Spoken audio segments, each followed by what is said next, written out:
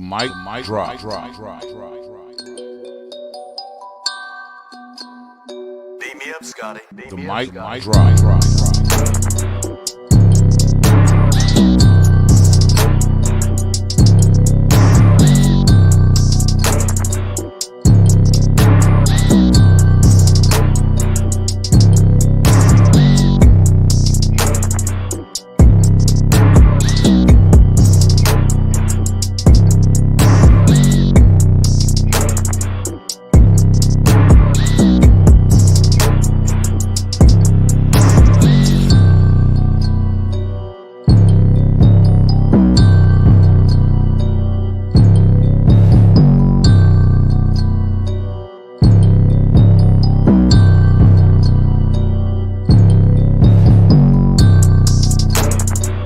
That man is a product of a poor environment.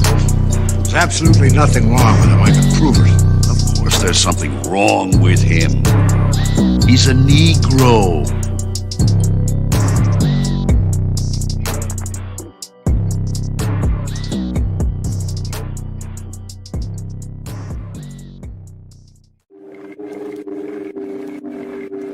The mic drop.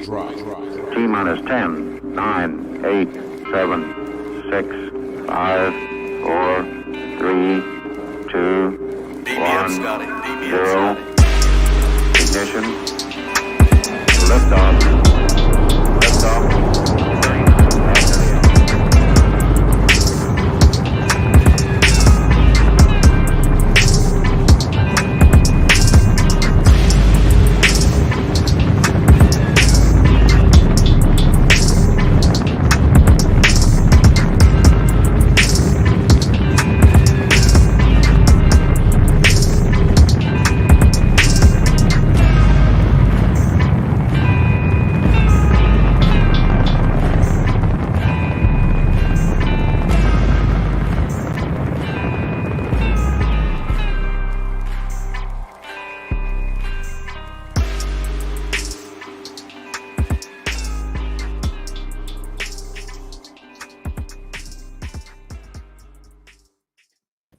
Ladies and gentlemen, welcome to another episode of the Big Mike Drop. I am your host, Big Mike, and I'm joined by two lovely ladies. We got Chloe Brock and our lovely co-host, Miss Ronnie in the building. What's happening? Hey, y'all. What's good? What's good? What's up? Can grown folks talk tonight? This is going to be a grown folks conversation tonight. Let's do it. Yeah, so we're going to get into it, man. We're going to get right into it. We got a full house already, so if you're out there in the comments, you know what I'm saying, make yourself known. Make yourself known. We're going to open the phone lines pretty early. They're already open. Carmen Warren in the building. That guy. We're going to have a discussion tonight, and it's going to be pretty, it could go any direction. I mean, we could go religious. We can go spiritual. Man, I got my mom in the building, man. Oh, hey. Hey. Yeah, man. So we got a full house tonight, man. We got a full house. So the name of this show is Cogito, Ergo, Sum, which is Latin for I think, therefore I am. We're talking about positive thought tonight. Man, we got Sabrina Mass in the building. Miss Texas in the house. Man, we got the whole crew up in here, man. So I'm glad to have, everybody here. Chloe, yes. Ronnie. Let's get to it, man. I wanted to talk about this was your idea, Ronnie. This show was your idea, so I got to give where credit is due. And a lot of times, honestly, a lot of times, whenever I default to what Ronnie wants to do, the show be popping. I just have to say that the show pop. You know what I'm saying? The topics are always popping. So I like to definitely take some creative consultation on this. We got Miss Amber Alert in the building. Hey, Amber. We got a star-studded cast. Sabrina Mass said, hey, Ron, so pretty. Hey, Sabrina, thank you. Oh, man, we got your mom in the building. Hey, Mom. That's your auntie? My mama. That's your mama, yeah. Okay, then. So we got two mamas in the building. Mm-hmm. We also got Tony Riley Brock in the building. That's my mom. Okay, so we got three moms in the building. Man, this is going to be a good discussion, man. So I call this like I said, Cogito, Ergo Sum, which is I think, therefore I am. And we're talking about this book in particular, The Secret. And I don't know if y'all have read the book. And those in the audience, if you have, feel free to, reach out about it. But I do have some excerpts of the book, and I kind of want to give the audience just maybe a little bit. I want to put them on the right track to frame the show. So let me go over here, and I'm gonna share this screen because I need to share audio. Okay. So people are kind of getting it. Am I framing the argument correctly, or the ideas correctly? That basically what they're saying is that the power of your thoughts, the power of positive thinking, can actually have powers to manifest things in your life. That's pretty much the overarching concept of the book, The Secret. I listened to like most of it. I didn't finish it, so I'm not going to sit up and act like I know it from front to back. But I did listen to most of it between yesterday and today. And I have to say that I'll go ahead and lay my argument out here because I'm always on the unpopular side of certain arguments. So I just go ahead and lay it out here. I do believe what they're saying. What they're saying is true, but it's no secret. It's no secret. Right. Okay. I mean, like, I took issue with several things. I took issue with the fact that they kind of went around every book but the Bible. Because all of these things and all of these principles are in the Bible. So, Rene Descartes, the philosopher, gets credit for coming up with the concept, I think, therefore I am. But if you look in Proverbs 23, so as a man thinketh, as he is. But Mike, what we have to remember is a lot of scientists are non-religious people. So therefore, they probably will never want to give credit to the Bible. But they give credit to other people. They give credit to people. And that's where I took issue with it.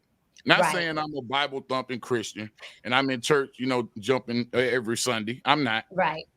But I do understand the importance of the book. And even whether you believe it or not, why not put it in with the rest of the myths? If you feel like it's a myth, why not even, throw in that, hey, it was also a myth in the Bible. Right. Why just leave that book out? Well, that's the point. Yeah. Well, okay. So we're vessels. And so in 1 John 4:1-6, it talks about, beloved, test the spirits. And so we have a lot going on that comes in to us and we try to figure things out. And there is more than just this flesh-based reality that we live in. And so the manifestation that they're speaking about in this book is more based in this flesh-based reality. And so the Bible actually helps us to understand the heavenly realm and what God expects from us. And they are two separate things. And so the testing the spirit, anything that leaves Jesus out and leaves out that mystery that is actually revealed and is not a secret in the Bible for those who go look there, they're leaving. Those are how I view it. Those are the spirits that are leaving out some of the most important details that are actually the most empowering for us. And so there was something else I was thinking, but that's kind of where I come from with it. But I totally agree that what we say in the Bible, it also says, Ephesians, I believe, you're going to get Numbers 14:28. I will do to you the very thing that I heard you say. So just like I said with Charles Spurgeon last week, discernment is the difference, but not the difference between knowing right from wrong, but knowing right from what is almost right. Right. That's pretty interesting. Yeah, that is. Yeah. What do you think, Ronnie? What do you think about it? I agree with what Chloe said. It makes a lot of sense. It really does. I never thought of it in that aspect, but now that she brings it up. Well, what aspect have you thought about it in? Because I think all aspects are important in order for us to get to to the bottom of this. Because I have just come to this realization also. This is not something I've known. Okay. Well, really what I felt about it is exactly what I was saying. I feel like because scientists don't really believe in religion, I feel like that's why they were going that route with it and not even bringing up anything about the spiritual aspect, period. And I've noticed that scientists are never going to talk about it. Even when people try to get them to explain, like, how are we created? How they're always going to make it scientific. They're never going to relate to the spiritual, ever. Yeah. And I would say that that's a combination of a lot of different things because, you know, a lot of people are afraid to push people away. Right. You know, they don't want to lose people's attention because so many people that are religious, which again, I think religion is an issue. It's really more of that personal relationship.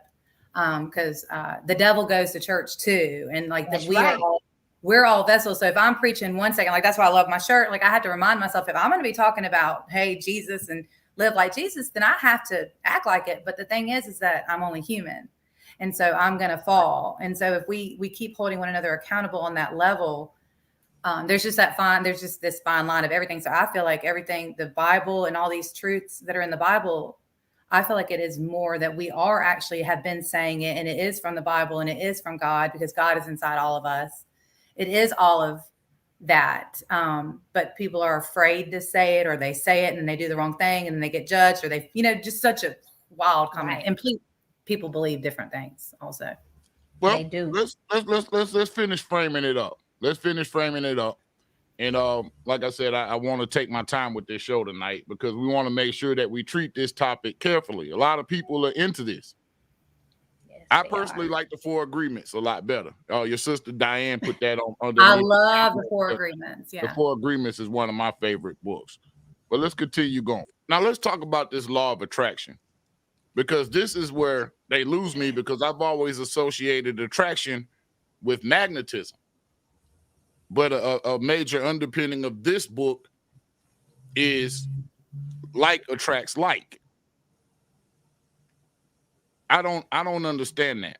I'm having a hard time grasping that because I'm looking at what's physically provable, which then would qualify to be a law for me.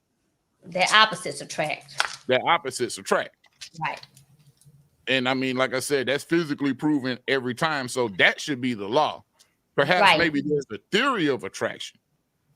But like Chloe said, not to cut you off, Mike, I'm sorry, Go ahead. like Chloe said, it's a difference in the physical and the spiritual. You're talking about when you say opposites attract, we're talking about in the spiritual realm. I mean, in the physical realm, but they're talking about spiritually, your thoughts, the way you manifest things based on what you think, your thought process, which is a little bit different from the physical. the World Class did a video on the law of attraction and repulsion. The World Class, would you like to call into the show to kind of give us an idea of what you did on the video? I can't watch the video on here unless you give me permission to pull up your video. But if you'd like to call, I'm going to go and put the number up because I want to kick this off, man. Me and Ronnie were talking about it last night. And wow. It got kind of deep, man. It got kind of deep. So like I said, this is one of those things that has to build.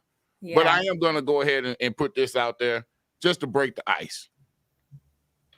Let me take that down. And you definitely are going to pull into your we definitely are going to make choices based on, you have a combination. You're going to make choices that are going to lead you to places that's going to put you in situations that are with, people who you have things in common with, or, depending on, and, in your notes that you sent, you talk about different powers that manifest things. Of what goes on with when we're manifesting. Right. Here's the question of the evening. Do you hate overly optimistic people? Do you hate the positive, overly optimistic person? I'm one of them. If you do, are you ready? If you hate those people, I just want you to know you're a fucking hater. But feel free to call in 515-605-9708. Let me take that banner off of there. 515-605-9708. Also, don't forget to hit the like, share, and subscribe button. We're talking about the power of positive thinking in The Secret. And to catch those up, I don't feel like it's a secret. I don't feel like it's ever been a secret. I don't know why it's being portrayed like a secret. Therefore, they got to look at the lips. because it's distraction. I'm side-eyeing it. And there are secrets. Right. But you And for did those see of some- you, Go ahead, Ronnie. I'm sorry, Mike. For Go those ahead. of you that don't have time to read the book, Netflix has a special called The Secret, and it's pretty much the exact same content. If you guys want to check that out. And it's good. It really It is is. interesting. Yeah, I mean, there's a lot to it that, like I said, just takes me back to that discernment quote, that there's a lot of good and there's a lot of right in there. There's a lot that I do agree Right. with, but we have to be in line with the old. Mike was talking about last week about like, it's kind of like we're a piece of, we're involved in what did you say? Like a machine that's running, and you have to make sure that you're in the will of, you're doing what you're supposed to be doing. That's going to happen whether we're a part of it or not. Yeah. Hey, we got a caller. We got All a right, caller. good. 656. You're on the big mic drop. Who we Hello? got? Hey, Hey, this is Miss Texas. Miss Texas. Hey. Man, what's up, man? How you doing? Hey. How you doing? Let's kick it off. Let's kick it long off. time no talk. I know. How you Right. been? Happy New Year to everybody. Same to Happy you. New Year. How's your New Year going so far? Yes, and Ronnie is looking super cute tonight. Okay, Thank then. you, girl. Don't make me blush. Yeah. Look You at are her. welcome. What's good? What's on Yes, your mind? I am doing fabulous, no complaints. Good. Yes, I am doing fabulous and no complaints, and this is actually a great topic. But yes, I agree with Ronnie. The spiritual and the physical are definitely two different realms of conversation. Spiritual is to me is what different people in their religious steps feel and believe, and that culminates them to make the decisions on their daily journey. Right. Physical attraction, of course, we know is what you were saying, Mike, about what the eye can see or what we're physically attracted to. But I also believe that, when you have that spiritual inside of you, the true spiritual, Jesus, God, or whatever it is that people believe in, and you really believe and truly try to live that way and emulate those, the Bible or the things that you believe, I believe that is what manifests you into making the choices that we make, even with our relationships, our finances, our spirituality. Yeah. That's how I feel, And as far as you had another question, what was the other question, Mike? You just said, do you hate overly optimistic people? Do you hate overly optimistic people? No, I don't hate.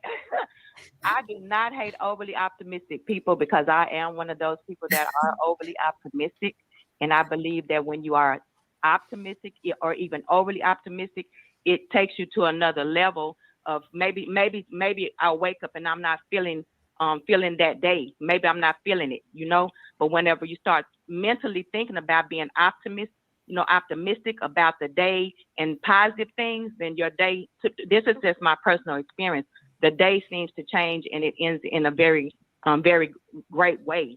Because if you wake up and you're pessimistic, or the whole day is you're pessimistic, it seems the whole day is you're fatigued, you're down, your energy level. So I definitely believe that people that are optimistic are happier people. I think they're more successful. I think that they're secure in who they are, and also can help others to be on that same platform, as you come across them on a daily basis. But that's my opinion. Okay. Well, I agree. we got another caller, but Miss Texas, hang with us for a minute, okay? Hang with us for a minute. You got a minute? Okay, sure. Okay. Sure. Yes, Yo, yes. You on a big mic drop? It's Big Mike. Who we got? What it is. Man, what it is, man. We got that guy in the building. I'm gonna put Miss Texas back on with us. All right, we got Miss Texas and that guy. What's happening, man? Hey, that guy. How you doing? How's everybody doing? All right. Good. Good. Well, this thing about this secret, man, what you neglected to say, though, you do realize the reason why this was a big push, because it was to sell a book. Yes. Mm. Yeah, it was capitalism in its finest. Absolutely. It was capitalism at its finest. Yeah, They got one of their biggest pushers to push it at the time, Oprah Winfrey. I remember this. Oh, I okay. remember this debate. Very good. Very well. That book, that's the reason why that book sold like it did. Well, it has very. I agree with you, Mike, that it's No, go ahead. We got a little delay. Go ahead. I agree with you. It's not a secret, but it is a good framework that everybody do need to pay attention to every day, because you are what you think about. So Right. that'd be the sum of that right there. So is it the I ain't gonna way? even say no more about it. So is it a way of teaching biblical principles to heathens? Is that what we're saying? That's what everything is. Like I mean, for real. I'm not gonna say. I mean, well, you could frame it however, but at the end of the day, everything boils down to just a simple saying. You know, you want to treat people like you want to be treated, and you have to keep that kind of frame of mind in everything that you do, and your day will just go just as fine and nice and dandy. Golden rule And that type is of right. guy. And he probably is he probably is an over optimistic as well. It sounds like. Yes. Oh, I am. Yeah, he's very optimistic. You don't. Yeah, I talk to him every day. Yeah, he's very optimistic. Hey. But what was your question, Mike? Can we help the heathens? No, Is that I'm what just you asking. said? I'm just asking. Is it just a way of basically teaching biblical principles to heathens? No offense for the word heathen. No offense intended. No. I didn't take. No, I don't. No, I'm not. I didn't I'm take talking offense. to you. I'm just saying for the crowd audience. No. I was just trying to understand. If that's what you said. But I didn't take offense. But I feel like, well, this is just me and my personal me. When we're talking about religion and if it's someone in our close-knit circle that we're tight with, and we can just have, conversations about whatever, then, of course, we can just go on and say whatever. But I feel like when we're, introduced to strangers or just random people, we have to take an account of maybe they don't believe in the same things that I believe in. But however, Right.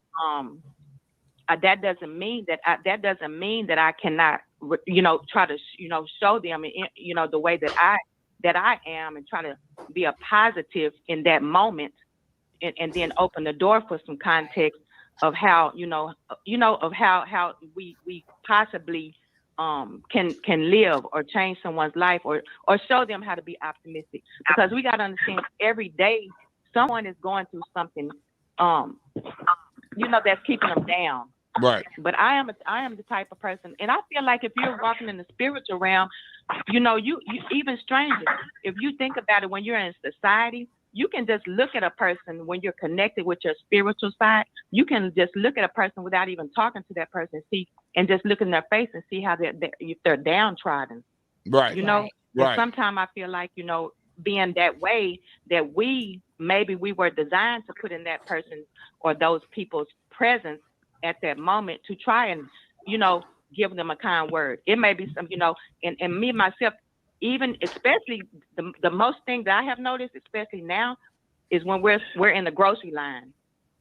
You can look at someone and tell if they are struggling to pay this for these groceries or whatever it is. And right. If you have enough income at that, time or whenever, hey, pay for it.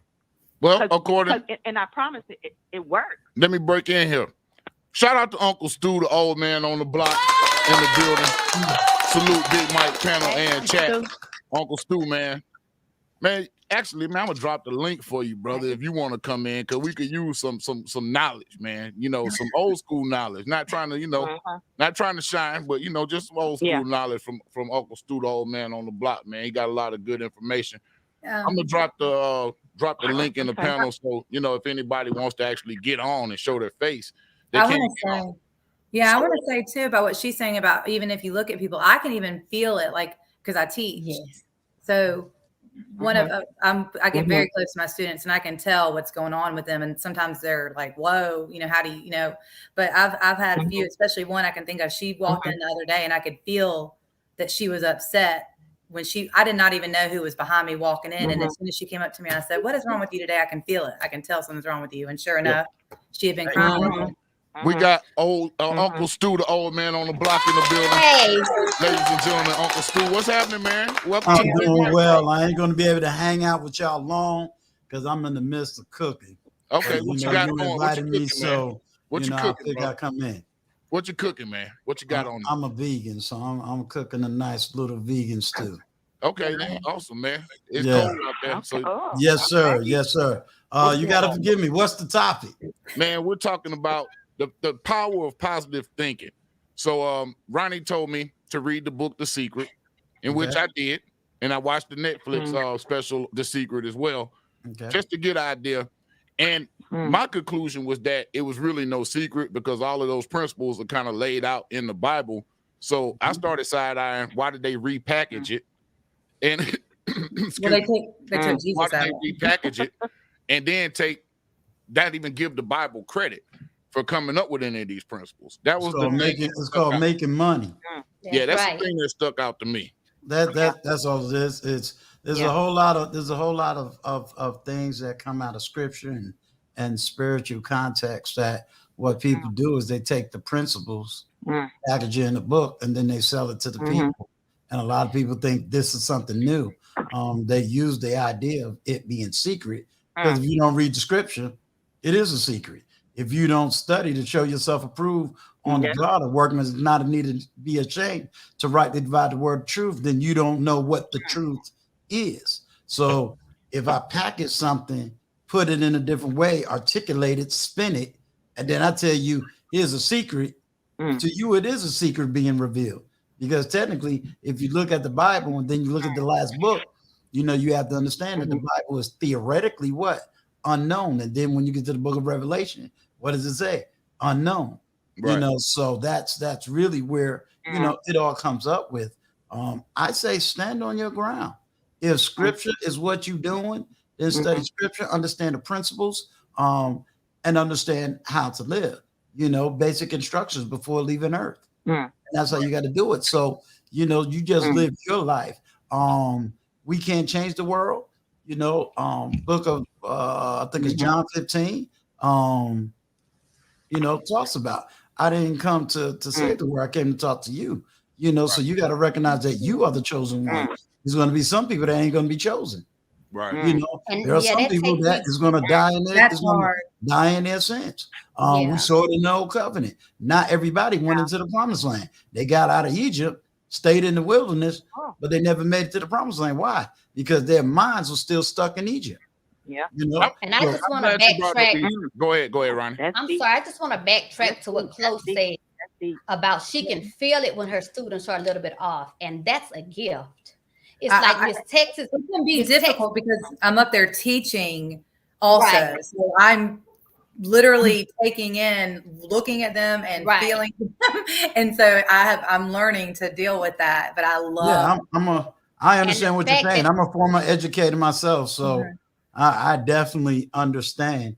And I tell them, I love my kids. I'm getting closer and closer to them. Right. And the fact that you can feel that, as opposed to what Miss Texas said, she said, like in a grocery store, she can see it. But the fact that you actually feel it, that's a gift. And I hear people refer to that as the third eye. So how do you guys feel about the third eye? Do you believe in that? Well, empathic. Hold on 1 second, y'all. Hold on Yeah. before we answer that. Mom, the number is 515-605-9708. 515-605-9708. Give us a call in. We'd love to hear from you. And go ahead, Chloe. I'm sorry. Okay. Before you finish, hold on. Before you finish, I'm gonna go. Okay. I will be back at a later time, and I'll shoot you an email because I see what your subscriber count is. Yeah. My next live, I want you there. We're gonna take you to the 1,000. All right, man. I appreciate you, brother. All right. Thank you. Thanks for stopping in. And I want to add to what he said too. Uh-oh. Uncle Stu, the old man on the block. Sorry about that, man. That's heartbreaking to think that there really are, and that you're chosen. That people have to keep going after it also, though, because sometimes I feel like God's timing is very divine, and so we cannot, like, if somehow we're not hearing it or not getting there. Because I know people in my life who who want it and they're like, what is my purpose, or what they feel so lost, but they're trying. Like, don't stop thinking, oh well, I'm not like, I don't think that that's Hey, we got another guest. And God, that we are all that's why Jesus came though too. Unfortunately, not everyone's going to choose God. All right, we got another guest coming in the building. We got Noble, my man Noble in the building. Man, what's popping, brother? How you doing, man? What's going on? Can you hear me? Yeah, we can hear you good, man. What's good, man? I've been trying to get up with you, man. You dropped me an email, so I appreciate you for coming through. How's it going? I think I seen your email. I'm out. I gotta go back and look through my email. No, you sent one to me. You sent one to me. Yeah, so I'm glad to have you on. How's it going? I can't complain, man. Something gonna fall out the sky, hit me if I complain. Everything been great, man. Good. Hey, that's funny that you said that. Something's gonna fall out the sky and hit you if you complain. It talks about this. So tonight we're talking about the power of positive thinking, and basically, I think, therefore, I am. Basically, using the book The Secret as the basis, but my stance is that the secret's not a secret. These are old principles. These are things that were hardwired into humans by God in the beginning. Somewhere along the way, we lost them. And now these people are trying to repackage it in a way that's kind of lacking a little information, in my opinion. See, and now I'm glad you said that, because that's what I addressed in my video that I made earlier today. Because the brother Gaston's World, he had made a video a couple days ago about getting back to the basics. And my mentor introduced these concepts to me in 2006 when I was 20. Right. I was like, man, I'm gonna be 100. I always tell the story to everybody. I haven't told it on the internet, but not a long story, but it's like I had went to a pre-apprenticeship program. I found out how much money I was gonna make. I was like, man, I made more money than that in the factory. So coming from where I come from, I was like, I'm about to go sell drugs. Flat out. So I was sitting there playing Fight Night in my room, and I dropped the controller, and me and God had a conversation. I said, you got 7 days. You got 7 days to send me something, or you're going to lose another one of your sons. And I picked the controller back up and I went to play. 6 days later, my cousin Roger called me and said, I'm starting a business. You want to get in? I said, yeah. And I knew that was God being cute, because he was a deacon and he was a police officer. So, you gave God an ultimatum, though. So yeah. Oh, no. Yeah. But an ultimatum. So that a couple of days later, I met my mentor, and he literally saved and changed my life. But I paid for that. Definitely, I paid for that. I went through that. You paid for giving God the ultimatum. I think the only reason it went through, because I was honest about I didn't have anything left. I knew, I was like, my cry for help. I didn't have anybody physical to ask, but that was it. I ain't had nothing left. I was honest. I've always been honest, and I honestly ain't had nothing left. You know what I mean? And that's how.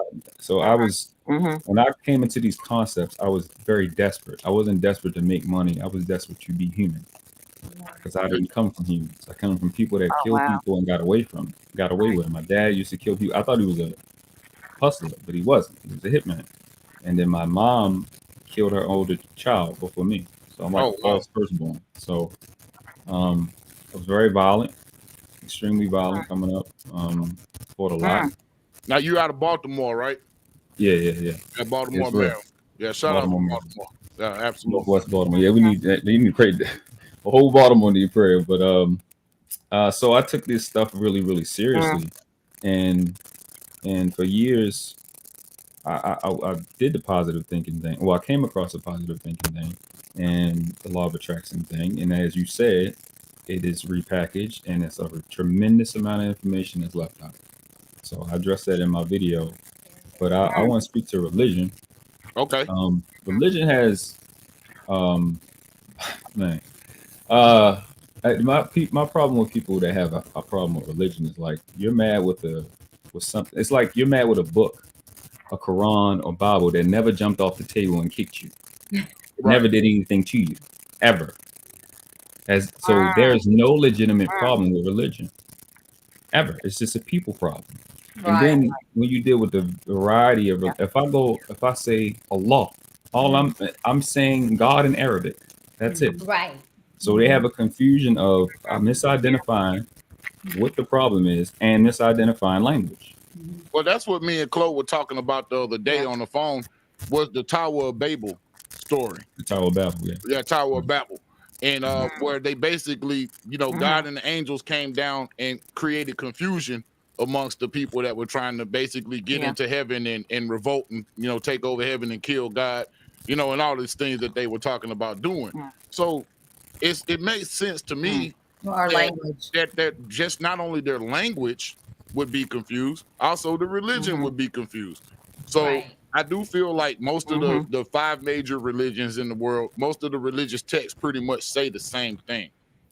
Yes, They because tell the same story and in reinforce language, the same in principle. language, is like, let's take English for example. You have connotative language, connotative meanings, and denotative meanings. Right. Then you have syntax, parse, and you have translation and transliteration. Some letters, some words can't be some languages cannot be transliterated. They can be translated. So you lose understanding and purpose. And like Latin, right? Latin is mainly the syntax of Latin is mainly the verb, whereas in English it's in prepositional phrases we supposed to use in English, it's about the noun, it's about description. You know what I'm saying? Right. And we you may get the meaning, but you lose the emphasis on what is going on, because we're using English, and English comes from Old English, and then eventually Latin. But this was supposed to happen in Aramaic. You know what I'm saying? So it's such a confusion. And then when I say once you go into the Bible and you look at what Jesus said, Jesus talked about law. And so even with all the confusion, and don't have a people problem. So don't listen to other people. Don't get confused by what people, go do it yourself. That is where the whole truth is. And the Holy Spirit will reveal it. And then you find people who you can bounce it off of. And we're still on the journey together, but it is all there. And I never knew that either. But I've known it in my heart and my spirit my whole life. I knew I was supposed to read the Bible, but I never did. And then now that I've started to, I'm just thinking, and I've read a lot of great books, but I'm just looking at it and I'm thinking, wow, it's amazing. But it's between me and God. It is a love. Like, I will open it up. He speaks to me through it every day of my life. My pastor the other day was holding up his Bible. He said, I had stuff highlighted from last year that meant something in it. I don't know what it means now. Like it is a living, breathing, real thing. It's an organic document, and it does translate. Which is why I was like, why the hell would they leave it out of this book? Because there are evil forces, and if, like your friend who just left us said, some people aren't going to get it. I mean, there are things we want to leave that part out too. We want to feel good and all that, but we want to manifest and have all these great things, but we don't want to do the hard work. We don't want to look at ourselves and be honest with ourselves. Allow the Holy Spirit to do work in us, which is not easy for any of us. Let's talk about manifesting. I'm glad you brought that word up. Let's talk about manifestation. And I want to bring up a pastor that I like, that I really listen to, that I've taken to. And it's funny because Minister Jap is how I was able to be put on to this guy. And it's Pastor Geno Jennings. But we're just going to listen to the beginning because this came up and I really thought that it was interesting as we talk about manifestation.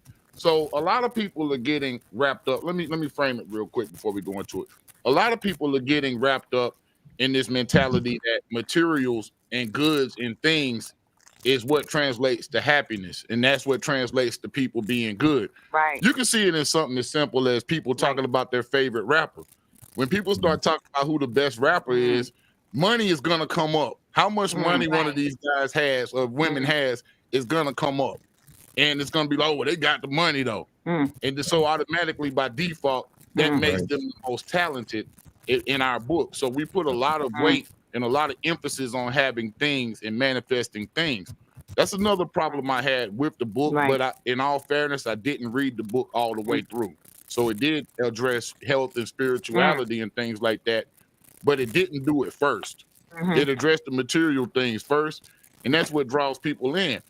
So a lot of times when you're putting these things out in the atmosphere, you're putting these things out there, it's other people or other entities that are listening as well. Right. Other entities that are listening as well. So the devil can perform miracles. The devil can bless you with things. And if you look at several different stories, You look at the story, and I'll let him say it. But it talks about Aaron and Pharaoh when Aaron threw his staff down and it became a snake.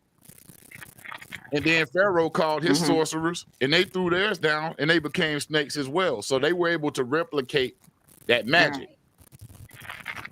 So this magic can be replicated. You know, the devil tempted Jesus on the mountaintop. Right. I can give you all of this stuff.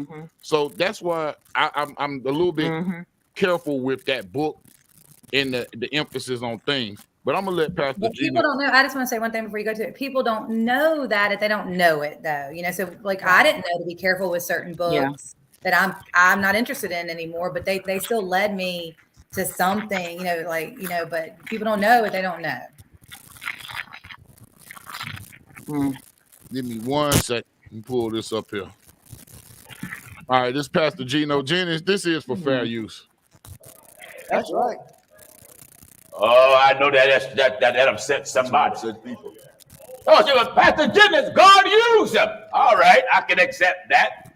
But miracles don't save you. In the book of St. Matthew, chapter 7 and verse 21. I want to prove this with the Bible that after a miracle is done and after the one wrought the miracle, God can still send them to hell. That's right.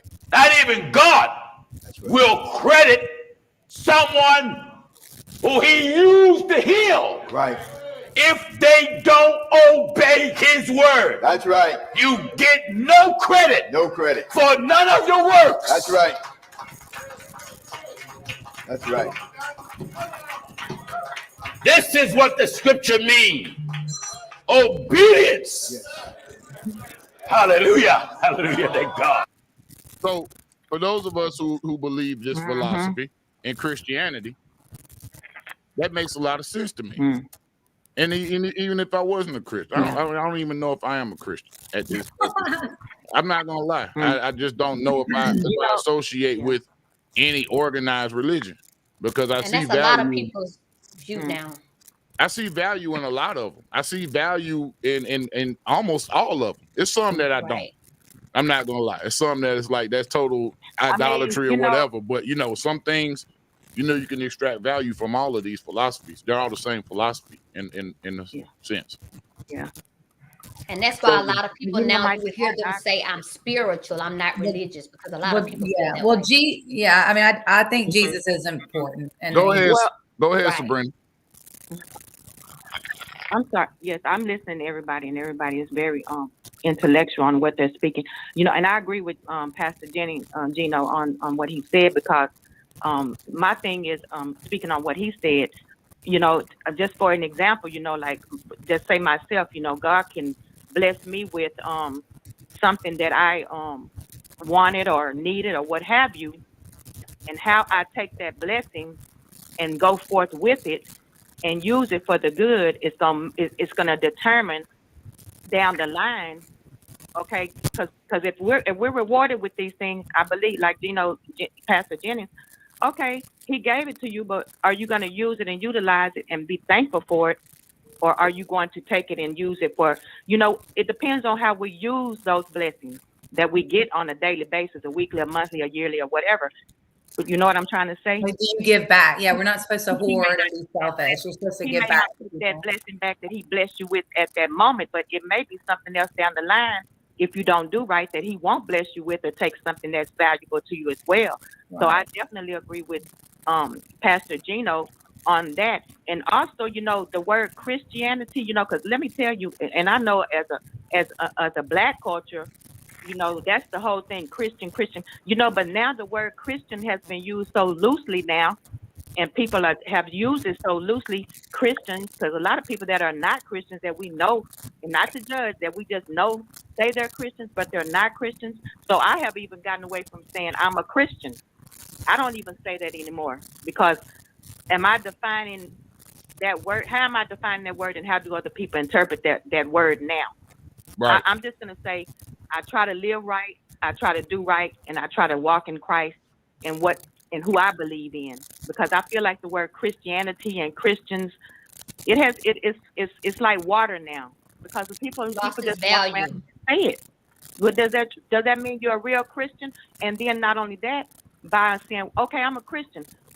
So if you say that, and maybe you're in front of a person that's a Muslim, that can downgrade the conversation that we may exchange just because I said I'm a Christian. Right. How about just saying, how you doing, and then get into a conversation, and then you can come to a lot of times people don't even understand whenever you meet people. It's funny, you can stand there and have a conversation. I know we all have with a stranger, and they may have two different religions. We may have, but it's amazing how we can connect. The connection is what's important. The connection, not what I define myself as far as what I believe. Right. Because what I believe, is it more important than what you believe?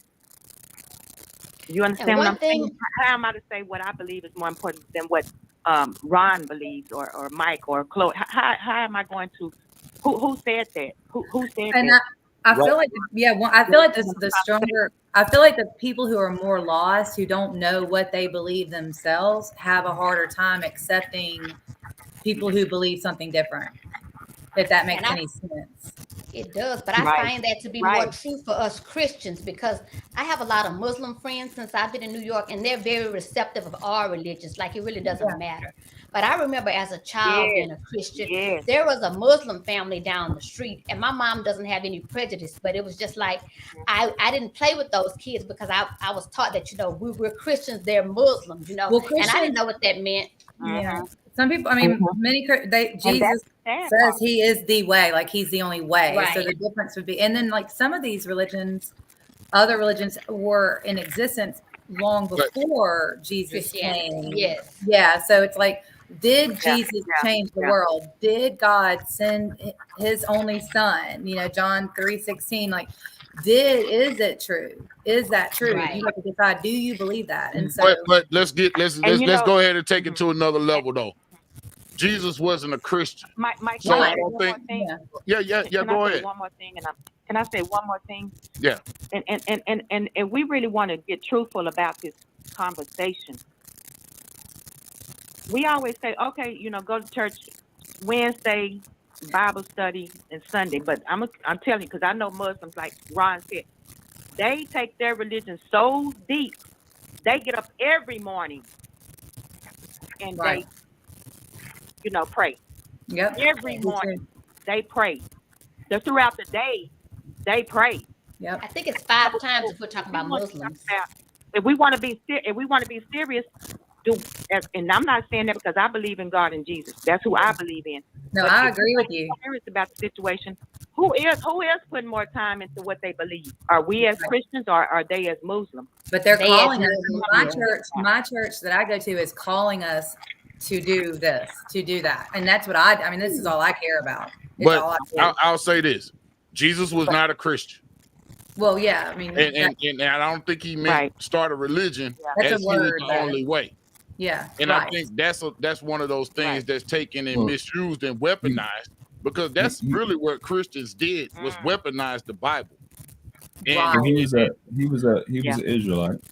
And Well, right. He was Well, a Canaanite, and then Let her respond, Prophet Muhammad, peace be upon him, was initiated by Israelites.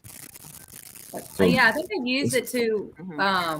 I think the Bible is supposed to be a weapon against the dark forces that we can't see. But what happens is if you don't understand that you're a vessel, or if you don't believe it or see it the same way, and I'm not saying that I think anyone's going to hell. I don't think that either. But I think the Bible has been weaponized, but it was supposed to be, because Jesus used the word against Satan when you were speaking earlier about how Satan tempted Jesus.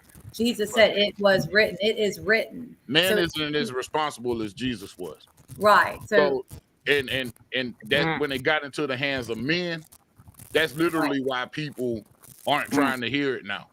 right. You see So what let I'm me saying? ask. Well, but we also hear, we have like a little devil, like we also do hear the voices of the enemy. Like we do have voices of doubt and of hate. And I mean, there are spirits that whisper in our ear, and that's why you just have to use discernment for yourself too. I mean, that's why you really can't hear it from another person. Like you just said, the book never jumped out and hurt anybody. It's a person problem. Right. It's not the book. Go ahead, Ronnie. Speaking of people leaving the Bible out of certain things, how do you guys feel about the 7 books of the lost books of the Bible, or the fact that the Catholic Bible has books in it that the King James version doesn't? How do you guys feel about that? I asked. The Apocrypha. So Yeah. the historical aspect of this is you have to understand what King James was trying to accomplish at the time when he wrote his Bible. So the Anglican Church, see, the Pope had a whole lot of power. The Pope controlled all of Europe, pretty much, all of the Western world, because it was basically the Roman Empire that disintegrated in all of these different territories. And England was a territory of Rome, Britannia. So they were always trying to figure out a way to get from under the Pope's power to have more power to themselves. That's why King James wrote the Bible.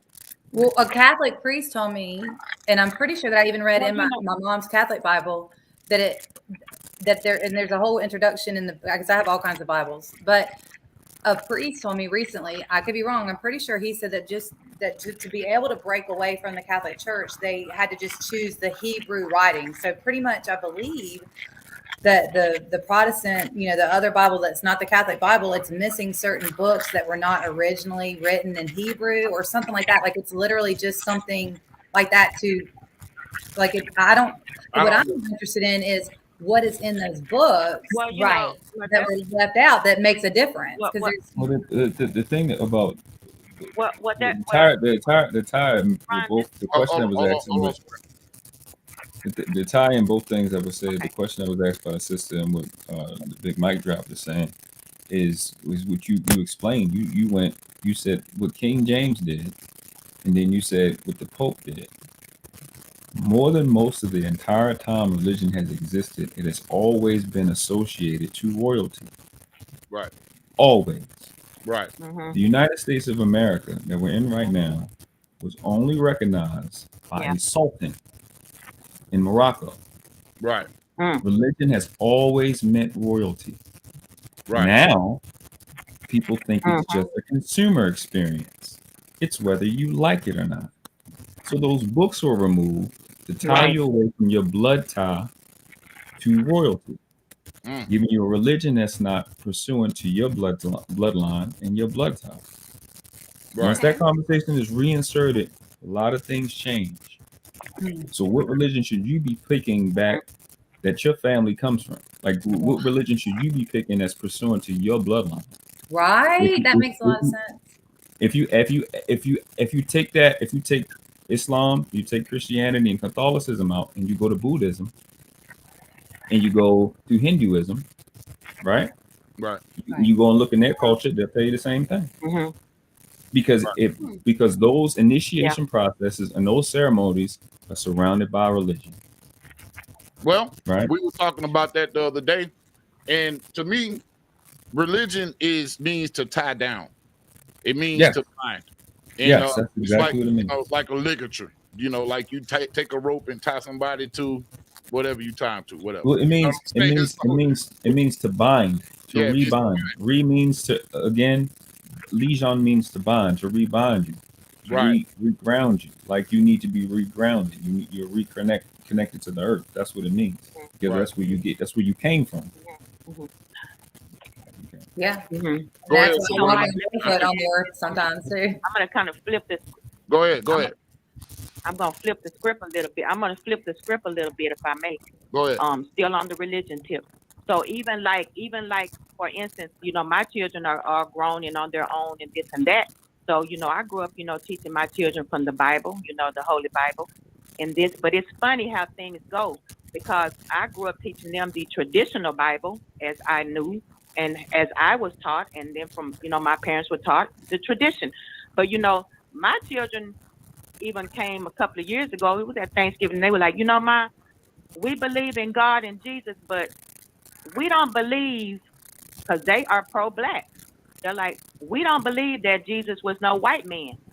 So until we get to understanding, because they are good kids. They're good kids. They're respectful. I have nothing to say about my children. We are blessed.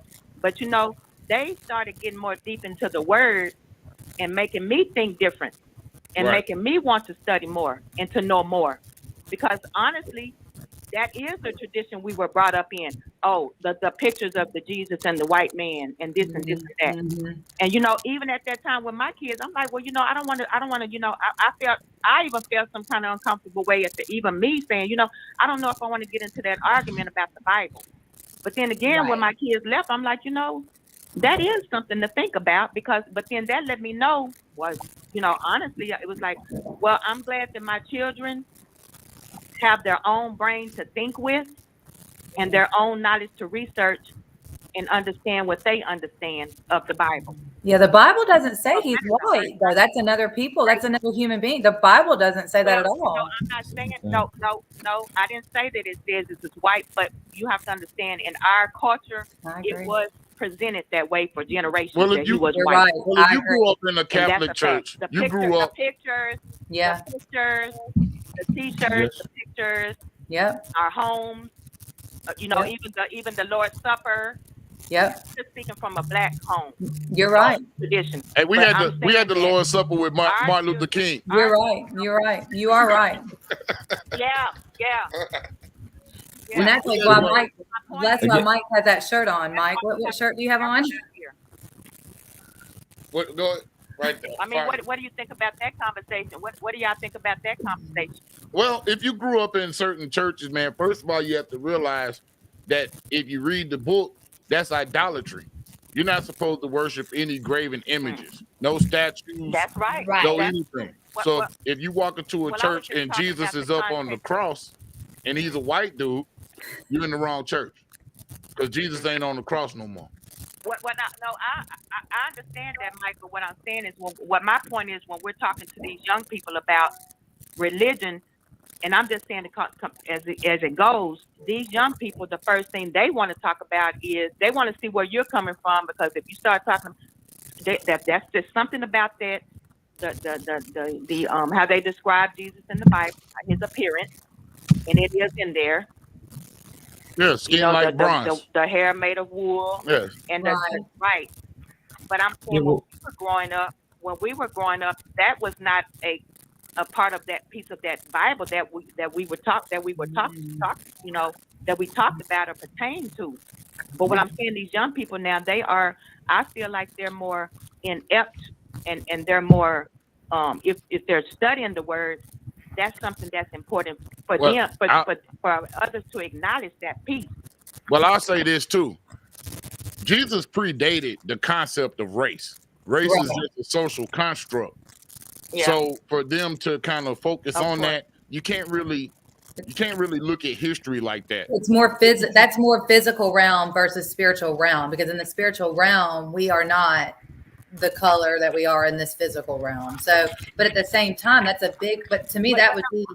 But color doesn't matter in any realm. Well, I do. But to the new generation, but it does in the way that it affects us. But it's the devil. That's the devil. What I'm saying is, color is a social construct. Race is a social construct. So, if we teaching kids that, then we're reinforcing the social construct. I think they're teaching themselves that, Mike. I think this generation is a little bit more woke than we were.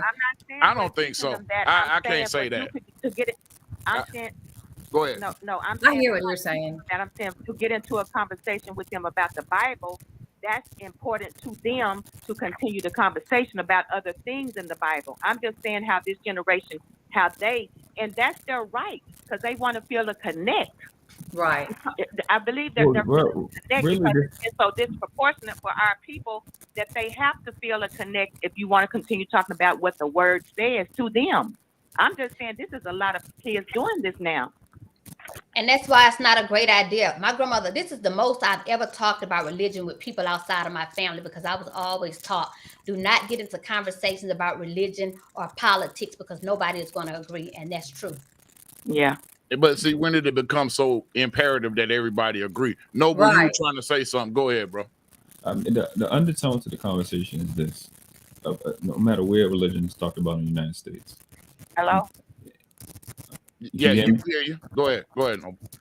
In 1929, I forgot the name of what it was called. They started taking phonics out of the school system. So, like I said before, when you go to read a Bible, It's about language. The children she was just talking about, us, right? All of us is up here. I'm 36. Right. When we went to school, we got multiple books. We would go Right. through the books. We would ask questions, right? Right. Right. We would have to write papers on it. They got this same book we've had for a decade and a half. They're teenagers, right? Right. And we don't ask questions. Right. In their culture, our culture, young as the culture keeps going on, ridicule becomes different, and that really is what dictates what gives them the confidence. So if I'm going through, like, I'm gonna start it over again from 1929, they're taking phonics out of the school system. I don't even want to read because how a lot of these children don't even want to read because I look dumb reading, and I'm reading Old English, and I barely even know English, and I don't know what words mean, and I'm going to church where I'm being attacked. Let's get real. I'm getting attacked if I don't get my clothes on in time, if I don't, so mom can get there and talk with her friends. You understand? I'm getting attacked. I don't want to read this book. I'd rather go play with my friends on Sunday. Right. So their whole association is not even about being woke. It's just, like I said before, it's been ridiculed. It's been reduced down to a consumer experience. I know my mom is in the audience, but you said something that just made me think about this. Going to church a lot of times, especially in those teenage years, became a hostile situation for me. Yeah, exactly. That's exactly what I'm saying. It became a hostile situation in the household. Really, it did. It wasn't enjoyable. I never enjoyed Sundays. And that's not God. Yeah, that's I wasn't trying to go to church in the morning and stay till the afternoon, go home for 2 hours and go back at night. I used to hate that shit. Man, just being honest. I used to hate it. And then I wound up just, once I had a chance to be free, I left religion. Period. I ain't go to church. Period. I did the same thing for a long time. I did too, but I'm very involved now. But I'm in a non-denominational. Oh, all right. So what also the big the last big point to it is when you sit down with a book, with a Bible, right? Quick question: what other books are you supposed to have down with it? What the other books you're supposed to have with the Bible? Probably a notebook. Yeah, definitely we want to take your own personal notes. Yeah, you want a notebook. But it's about, and this is those of us who've been initiated. So I'm a consecrated missionary in Morristown Temple of America. We have a study culture. That's what we do. We know the books we're supposed to sit down with. We know that that's a code. So if I go in Genesis, I need to look up what Genesis means in the etymology dictionary. I need to look up every word in the etymology dictionary so I know what book I'm reading. I need to look up the number 1, number 2, number 3, because it's going to be broken down into something that's called verses. Verses is Latin for spring. Each verse is going to spring you to the next book, which is like a surah in the Quran. A surah is like a chapter. Each verse is a spring to the next step, like you're walking up steps. See, we understand that there's a code, so I need a series of books. And I need a German dictionary, and I need an etymology dictionary. I need a metaphysical dictionary, and some other Kabbalistic teachings to understand about. Concordance, or there's a concordance. But in my one of our assistant pastors spoke yesterday or the other day about the Elohim. He spoke about the very first line. He broke it down through the different languages and spoke about God and how it's actually plural. Elohim. It's plural. I mean, there is a lot more, but it is actually all there. So I explain it like this: the Quran, the Bible, the Torah, Tanakh, Talmud, Bhagavad Gita's, they're like the NFL, NHL, MLB. You have to have a certain skill set before you get to it. Right. So the Bible and the Quran doesn't teach you how to read. It doesn't teach you these things. You're supposed to have it when you're getting there. So about 13, this is why you see the Jews do it. About 13, you should be already initiated. If I just said in 1929, they were taking phonics out of the school system, we're going in the exact opposite direction. So we don't. If I was to say, this world is, the prince of this world is not God. Exactly. So if I was to say to somebody, you guys on the panel, you're nice. Y'all would take that as a compliment, but the word nice comes from a Latin word nisios. Nisios means to not know. It means stupid, foolish. That's what that word actually means. And it tells you, Jesus says, my people will perish due to lack of knowledge. but I still use that word. Mhm. Nice. When I'm trying to call somebody dumb, I'm like, yeah, they're nice. Very nice. Right. But for the folks that don't Oh, we're know, so good. Hey, you're so nice. yeah, No. that's how it started. It's people that knew what the word meant. It's people amongst us who know these things. Yep. And if I never said nothing, nobody would ever know I know, because I don't look like I know all these things, right? So when you say that each book springs off of the other book, do you find that to be true as well in the New Testament as it is in the Old Testament? Yeah. Because it kind of Well, seems it like depends on things what book. change. I think You have to know. Okay, so like John, right? It's as is. Right. It's as is. Go ahead. So like John, right? John comes from a word. The Quran is just the Quran is as is. Okay. Go ahead, Noble. What you were saying? So like the word, the name John, right? Right. So if I'm looking at John comes from the word Johannes, Okay. right? It means Okay. favorite one who is favorite. So when I'm looking through John, I'm not looking at a guy as much as I'm looking at favor. So if I look at the next book, what's the next book after John? I'm not really looking at. Right. They're not in succession in terms of like a relationship. It's like, okay, you have this degree of knowledge in this book, and now you're going to this one. So when you brought up the books that are missing, like that's a problem because I'm missing those degrees. I don't know. I don't need to know what I need to know in the book of Enoch. So I'm not saying everything is everything is the devil in relationship to Lucifer, who is just the patsy. He's not the worst one. It's another one named Azazel, who taught man how to kill each other. Right. Yeah. Hey, you know, not to get off the subject too much, but we always hear about the story of Sodom and Gomorrah, right? Mm-hmm. But they were two different cities. We only hear about Sodom and what was going on in Sodom. But what was going on in Gomorrah? Was Gomorrah really like this hyper-violent place where people that weren't from there would be killed if they went there? Is that what their sin was? I have no idea. I'm not new to that. One of my buddies told me that, but I can't find that information anywhere. But he said that's what was wrong with Gomorrah. Like Sodom, you know what was going on in Sodom, but in Gomorrah, it was literally like you would get killed if you went there. They were like just hyper-violent, maniacs that kill people, I guess. I don't know. For no reason. Like Baltimore. It makes sense. It's not like Baltimore to me. Well, that's what I was getting to. That's what I was getting to. And you're in Baltimore. But I want to talk about these lost books of the Bible. We've kind of taken a different route from the positive thinking, but because it really wasn't supposed to be all about Bible. We were just saying that they didn't mention the Bible. Yeah. No, but it ties in directly because if you don't have this understanding, these things are in it, right? We only are talking about this because people in these private societies who know what I know rather pull people away from the Bible because it's in there. I'd rather have y'all not be competent and then so you won't know these things. But So they'll be use nice. these things. So they'll be nice. Yeah, everyone a nice guy. Nice guys. You know where nice guys finish. Nice guys always finish last. The Bible actually teaches you how to be really nice, like righteous, and yeah, people think that that's bad. That's not. That's why it's good to have these. Yes, and that's why it's good to have these conversations because you have everyone different on this panel has different experience, different dialects and different understandings of the same understanding but different understandings, but they can different interpretations. Everybody can get to hear.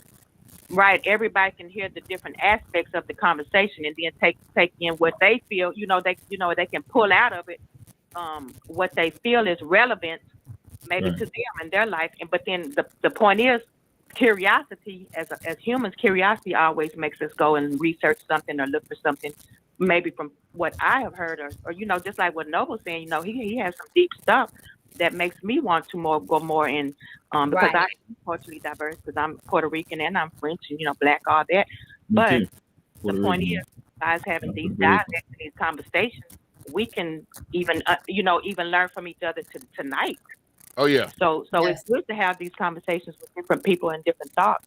Well, let's talk about these books of the Bible, what they call the Deuteronomy. What is it? The Deuteronomy Chronicles? Deuteronomy.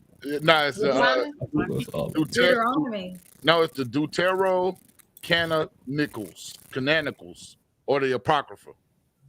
of the Bible. So you got several books that won't be found in a King James Version Bible. So you got the book of Tobit. Yeah. You got the book of Judith. You have the book of Esther. You have the Wisdom of Solomon, Sirach, Baruch, Letter of Jeremiah, the Song of the Three Young Men, the book of Susanna, the book of Bel and the Dragon, First and Second Maccabees, First and Second Esdras, and the Prayer of Manasseh. That are not in the King James Bible. So I have read some of those, but I'm curious if any of y'all know what is. I mean, is there a reason that they were? Is there something more? You know, what is in those books that is a value that is missing? I'm curious about that because I've spoken with my mom about that. And I'm curious to know if there are religions that actually use those books. That's the Catholic religion. That's the Catholic, yeah. And then the Ethiopian Bible has the Book of Enoch, right? I've read some of Enoch, and but aren't there other books? I'm not talking about the books in the Catholic Bible because you're talking about Thomas, Mary Magdalene, Philip. The books that aren't in either Bible. They're like their own book. You talking about like the Book of Jubilees? Not agnostic. Or something like that. That would be a Hebrew text. Like the Book of Jubilees that actually talks about where Cain went after he was banished. Yeah, those books. And who, how he was able. Yeah, it's called the book. One of them is called the Book of Jubilees. Right, and but I'm just curious, are there any religions that actually follow those any of the principles in those books like we follow the Bible? Yeah, a lot of Jewish people. Well, if you look at Hebrews and Jewish people, that's where you're gonna find the oldest practices and the oldest texts. In my opinion. And they get more into it in Greek studies. Greek studies, they get very deep into the different parts of the ones that are in place and left out. And a lot of things, just like I'm a retired nurse. People don't even I don't know if people even know that all medical terminology is in Greek form. Yeah. So that's why when you're studying medicine, it's so deep because all the terminology, the muscles of our bodies, the nerves, everything in our body is Greek. That's why medical school is so hard and why those words are so long, because it's Greek and it's translated, but it's Greek. Yeah, but they stole all that and translated it to Greek. School, when they have theology, people that have theology degrees, they get into that and they get these degrees, the doctor's degrees, into what you're talking about, Mike, the different religions, the different books of the Bible and different religions that are left out that we can't unless you go to school to get a theologian degree. Then they can translate because that's a part of their studies. I don't know why those things were left out so that people like myself in basic form cannot read these. I don't know. That's a good question, but there are a lot of things that books that are left out of the Bible. I think we're on a mission. I think we're on a mission. I wanted to say something too. You said earlier about how Muslims put so much time into reading their books and knowing the truths that were meant to be shared through their bloodline. And this book, The Secret, that we actually were, this is literally taking us into the world of materialism and capitalism and taking us out of thinking that we're finding some great secret in these books, taking us away from looking at these other books and trying to figure out the real secret. That's not really a secret. It sounds like it's leading you to make a deal with the devil at some point in time. Yeah, like, but you don't even know. That's what it sounds like to me. I feel like it keeps telling you to thank the universe and to be. Hold on 1 sec. It keeps telling you to thank the universe and to be grateful and all of these things and show gratitude. But how do you thank the universe? Who are you giving thanks to? What are you grateful to? It fails to identify that. And I don't know whether it does that so it could be sold to, vast people so an atheist can find value in it, just like a person that's a religious person will find value in it. Is it just a sales tactic? It's very irresponsible because it does not tell you who to be grateful to. Does not show you who to show and pay homage to. You just wake up and I'm going to thank the universe. You sound like a damn fool. I'm just going to say it. And then people use the universe as a scapegoat. Yeah, they still switch God and Allah and Yahweh Shah and Yahweh and Krishna for the universe. Hey, I don't argue with them because in a sense you're right. My mom 515-605-9708. 515-605-9708. My mom trying to call in. Look at the bottom to the right of the screen. Yeah, Mom. she fits to give us some real deep wisdom. She fits to straighten somebody on this panel out. Uh-oh, here she go. She been listening. Welcome to the big mic drop. Who Here we come got? the Who we truth. got? You on the big mic drop? Hello. Hi. Hey, Hi. what's up, Mom? Duke's in the building. What's going on, Mom? How you doing? Hi. Hi. Hey. Okay. Was somebody talking or can I back up? You going? Come on with it. Okay. All right. When you first started, and I was listening to, you can have what you say and different things. Hey, Mike, can you hear me? Yeah, we hear you. Go ahead. Okay, so what came to mind for me was spiritual principles are just that, or laws. They work no matter what angle you're working them from. So the thing that God did was He said, and as a man said, so He is. Right. There's a power in saying things, and if you go back to Genesis, starting in chapter 1, everything that God did, He said. He formed the earth. He separated the night from the day. He did all these things, and it prefaced it by saying, and God said. In the beginning, God said. So, as spiritual beings, God gave us the same principles to operate from.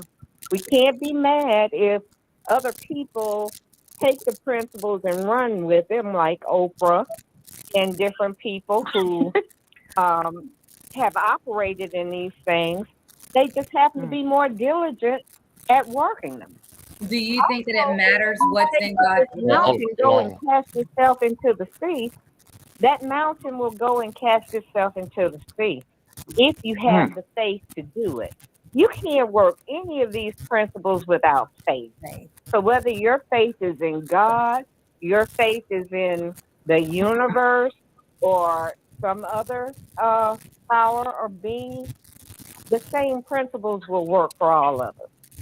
So the thing that Ronnie was saying about Muslims praying 5 or 6 times a day is just think of what we could do if we spent that kind of time praying.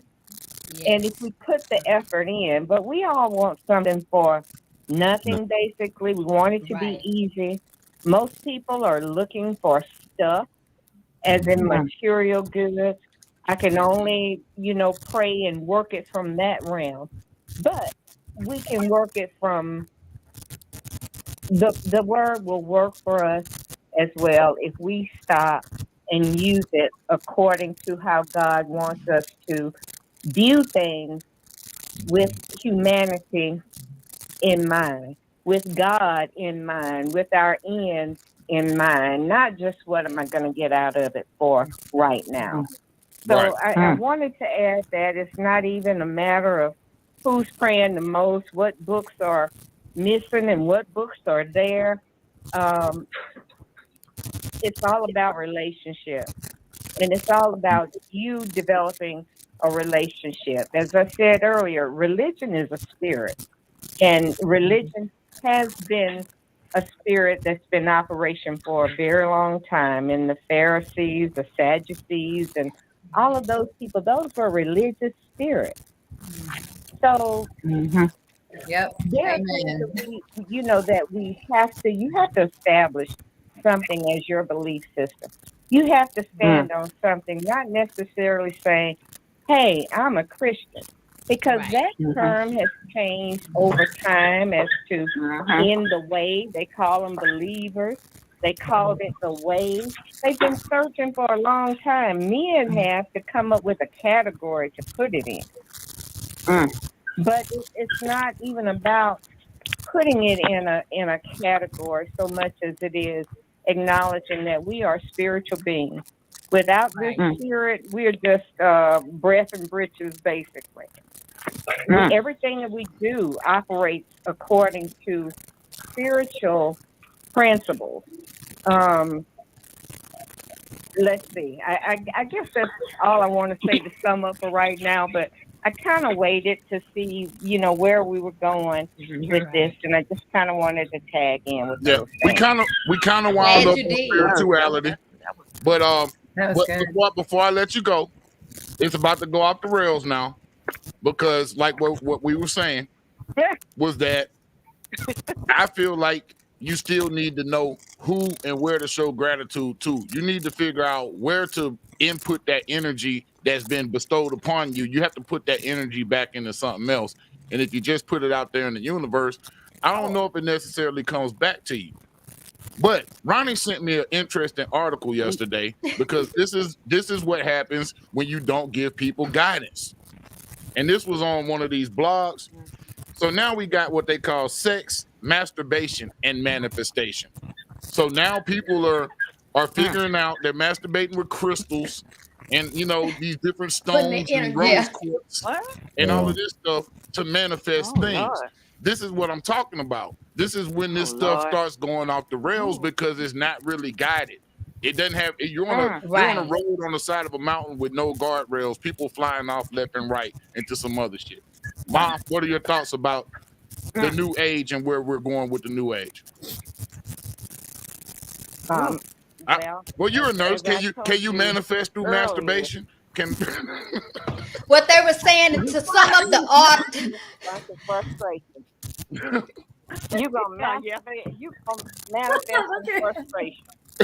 And like other retarded stuff. Like sometimes you don't do it's like creating a Frankenstein. We can create life with our words. We can create positive. We can do a whole lot of things, but we can also do a lot of negative damage. And again, frustration, because at the end of the day, you're not going to be able to get no satisfaction from. To sum up the article, I think Mike left out. It wasn't about. I don't think it was about masturbating with the crystals. What the article was saying is the energy that you put into masturbation in that period of time when you're like going into relaxation, that you should, like we were talking about putting energy in the universe. What did it say, Mike? That moment is when you would be closer to manifest. I'm gonna read it. Right? I'm about to read it. I'm about to read it. And I'm trying to remember. I'm gonna read it, because this is, like I said, this is where the secret stuff goes off the legend. Noble, what you want to say? I see you. I wanted to back up your mom before you left, because go ahead, Genesis 1 is my all-time favorite book in the world. It's just the dope. You can learn financial literacy. My plate looked like Genesis 1 verse 29, which is why I'm vegan. Right. The first 3 words in the Bible is in the beginning. If you translate that into Latin, it's in principio. In principio transliterated is in principle. Everything God did was done in principle. So everything she said was precisely what I was taught. And she said it's all about relationships. She said it's all about relationships, which relationships is the 6th density, which is Merkaba. Everything is about how everything and one of the Kabbalistic teachings is everything is bound by civil cord to every other living thing. And what she said is in 100% in alignment with what we were taught. Oh wow! Absolutely. Yeah. So I just wanted to back up. Yeah, everything is it's principle. My mom got a big brain, man. Shout out to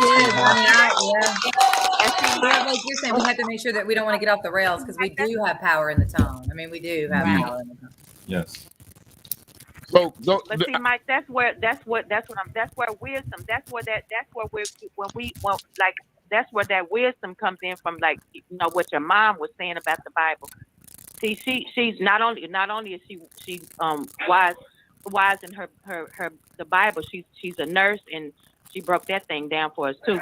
But yeah, that wisdom and the way she eloquently laid it out, everything that we have talked about, she laid it out just that nice and pleasantly.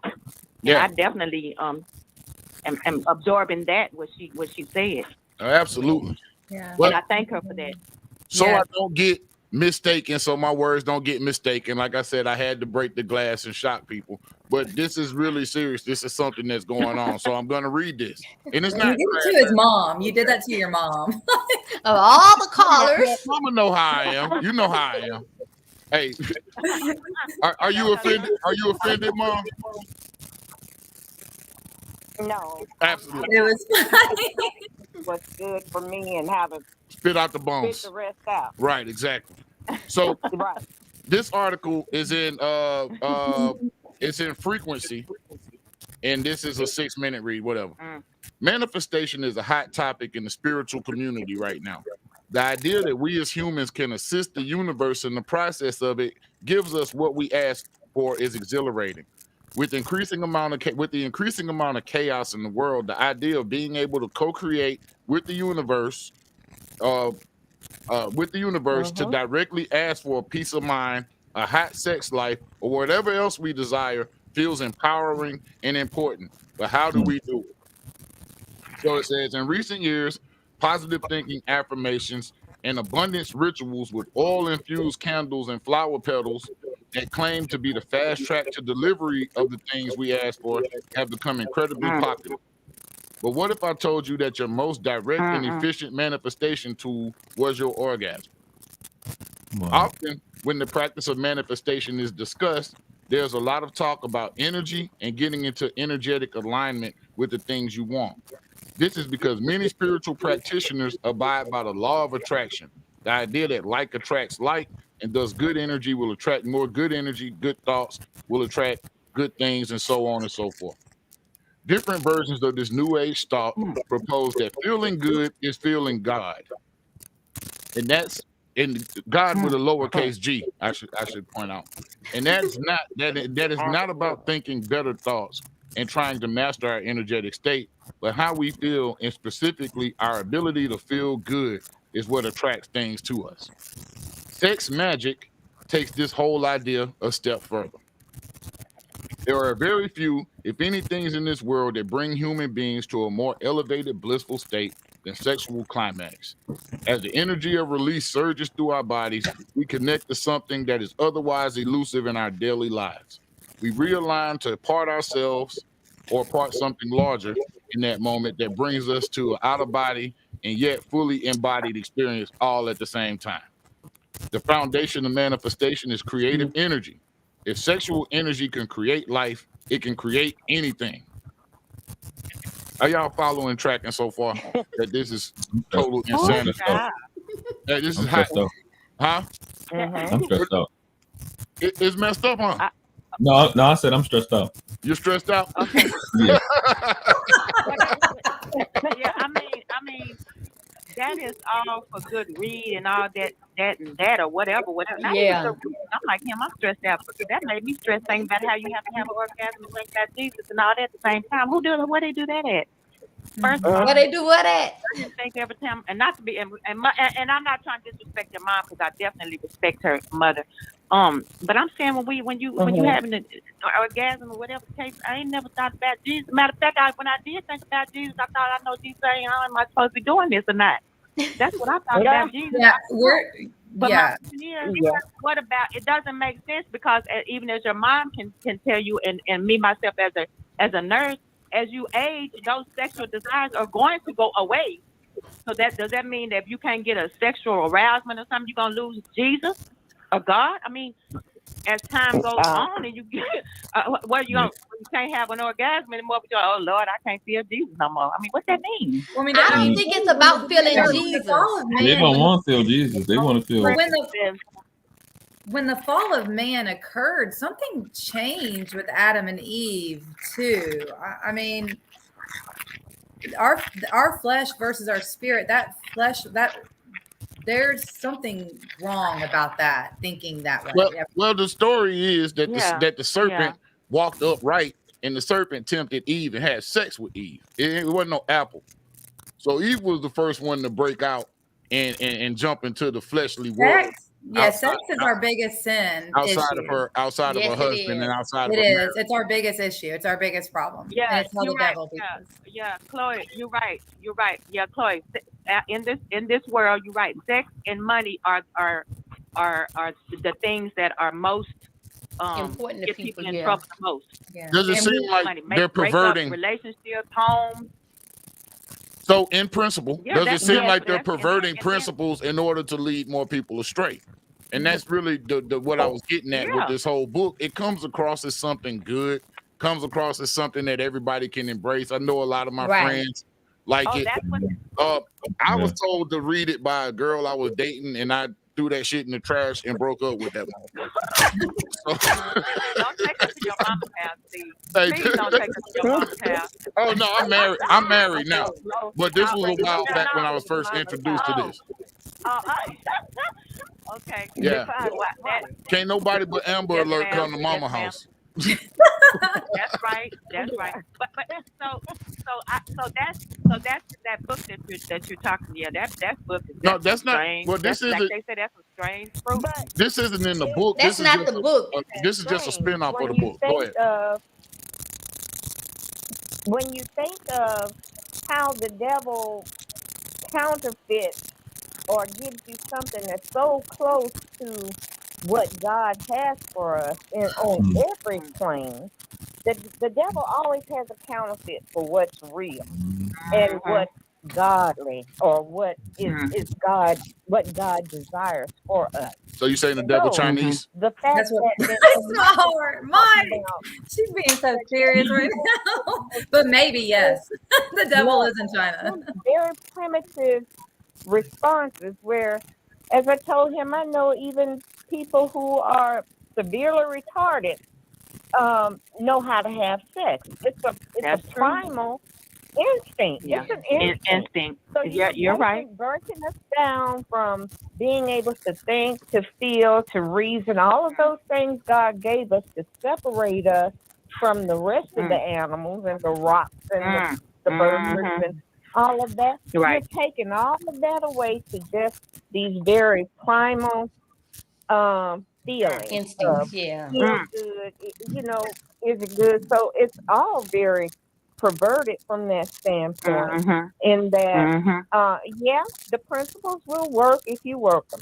Yes, you can manifest some stuff. It's probably not going to be good stuff, but it may be stuff that you want. When you take into masturbating and all of these things that are new age, again. But do you get who they? But do you get who they pump this to? Let's talk about it for That's real. what I'm thinking. Our kids. They pump it to women. And younger generation. And men. Do you know what dudes heard about masturbating? That you will go blind. That's what they used to teach us when we were kids. Yeah. We're discouraged from doing that. This is promoting women. Okay. But Women always make up 72% of the retail anyway. Women weren't taught to have any feeling at all. We certainly were not taught to masturbate, so we certainly wasn't going blind from it. But supposedly, men. This is more so this generation. And it's something that they thought about from a different standpoint. And you know why? Because for women, it's not just a physiological act. For men, it's physiological.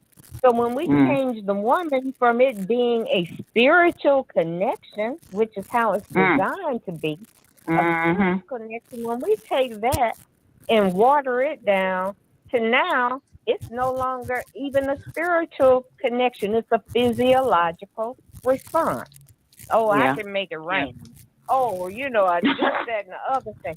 All of that kind of stuff that was not even geared or talked about in relation to women before. Right. And there was like other things in that article. It was I'm sorry, I didn't mean it, but where it said like fast track, like there's so much wrong with it, like fast track. We have to trust God's timing. Like we are not. Right. We can't lean on our own understanding. And I think that the devil, like you put in our notes at some point, the devil can manifest things to keep us going down the wrong. Oh, the devil, right. The devil does more manifestation than God. And that's what Totally. people And have that's to probably realize. why that The devil- masturbation is working for some people. It's Yeah. gonna work. It's gonna Yeah. work. Hey, but Even if hold you- on. I'm gonna sell it though. I gotta let you know. Those of you who are into this masturbation, I got the moon rocks. You stick it up your ass. You're gonna have you're gonna have good luck. They for sale on www.thebigmicdrop.com. This is Not moon no rock. moon This is rock. magic moon rock. Get your hustle on. Hey, you know what I'm saying? Really? So hey man, 25.99 on the bigmicdrop.com. That man is a product of a poor environment. Again, I'll There's pass. absolutely nothing wrong with him. I can prove it. Your mom, Of course, there's something mom- wrong with him. He's a Negro. That's exactly what it is. Yeah. That's too much. oh I'm my just God. playing, That's man. I'm just Please playing. don't sell Man. that on your site. You know, hey, look, man. I'm not selling them, man. I know. It's just a joke. It's You're just a funny. joke. But I bet y'all have some people in the inbox like, yo, you got the moon rock things. You know what I'm saying? $24.99. I'm trying to lubricate my Meridian points, Do dog. what you gotta do. Amber Alert says Oh my God. fake news. Fake news. That's crazy. I was wondering where Amber was. Hey man, look, I man. mean, you know, Look, I gotta keep the ice broken But you know- sometimes on these shows, man. We can't Yeah. be all doom and gloom all the time. Right. It's Yeah. no doom and gloom. Yeah. It's no doom and gloom. but you know, Go ahead, Sabrina. but you know the sad thing about it, while we are laughing and ha ha he him, but the sad thing about it, that literature, think how many thousands and hundreds of thousands of people they will reach, and they really will fall into that alignment with that silliness and that sickness. Yeah. That's the problem. So much literature. But it's a lot of that literature out there. Of things getting out into the world. You know, Facebook, social media, Google, blah blah blah. You know, it'll get out faster than what we're talking about, that we've been talking about for 2 hours. The Bible Oh. gotta get out quicker than Right. We're gonna get, you'll get That 10 was likes out on this and 1,000 on that. Yep. right. Right. That'll get out quicker than the word, and people will do that and practice that. Sad to say, quicker than they will the word, because it'll get into their psyche and they'll believe that mess. Well, that's Well, my point. Why they easier. believe It's kind of the easier, Why more they call fun, it- more tempting. That's my point.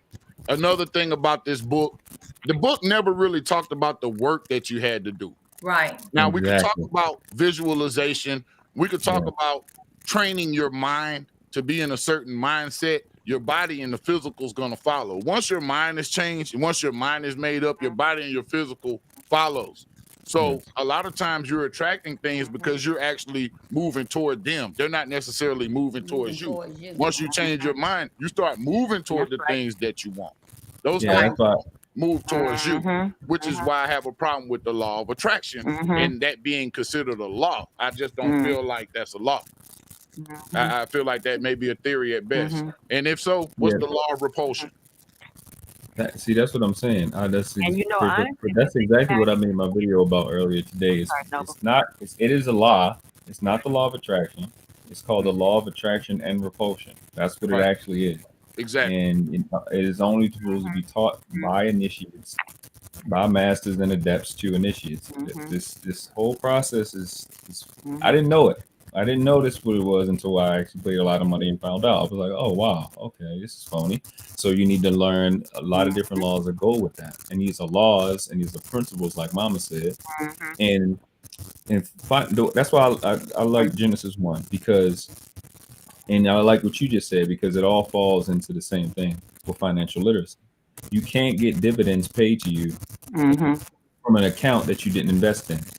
Right. You have to talk about, you have to place principle first. Right. To put down principle first. Plant your Right. seed. So yeah, they're not gonna get no return or no ROI without putting an investment. You got to put your initial deposit, your principal down first. That's literally like how faith without work is dead. You reap what you sow. So if you're you can't reap without sowing. we talk Right. so what you reaping? What are you reaping? Because you're gonna, because you're gonna get it back. So if you're not walking on the light side, if you're not listening to the will of God, if you're reaping those things, you are gonna reap what you sow. If you look in Genesis 2, God created the garden. The garden was perfect. God made it. We know it was perfect because God made it and God checked it, like He did everything else, right? So the first thing He told Adam to do was what? Work. Right. Which is the word which is the word ergon. Ergon means to become. He told Adam, "Go become yourself." Yep. One of my favorite I like that. my favorite people of all time is Dr. Miles Monroe.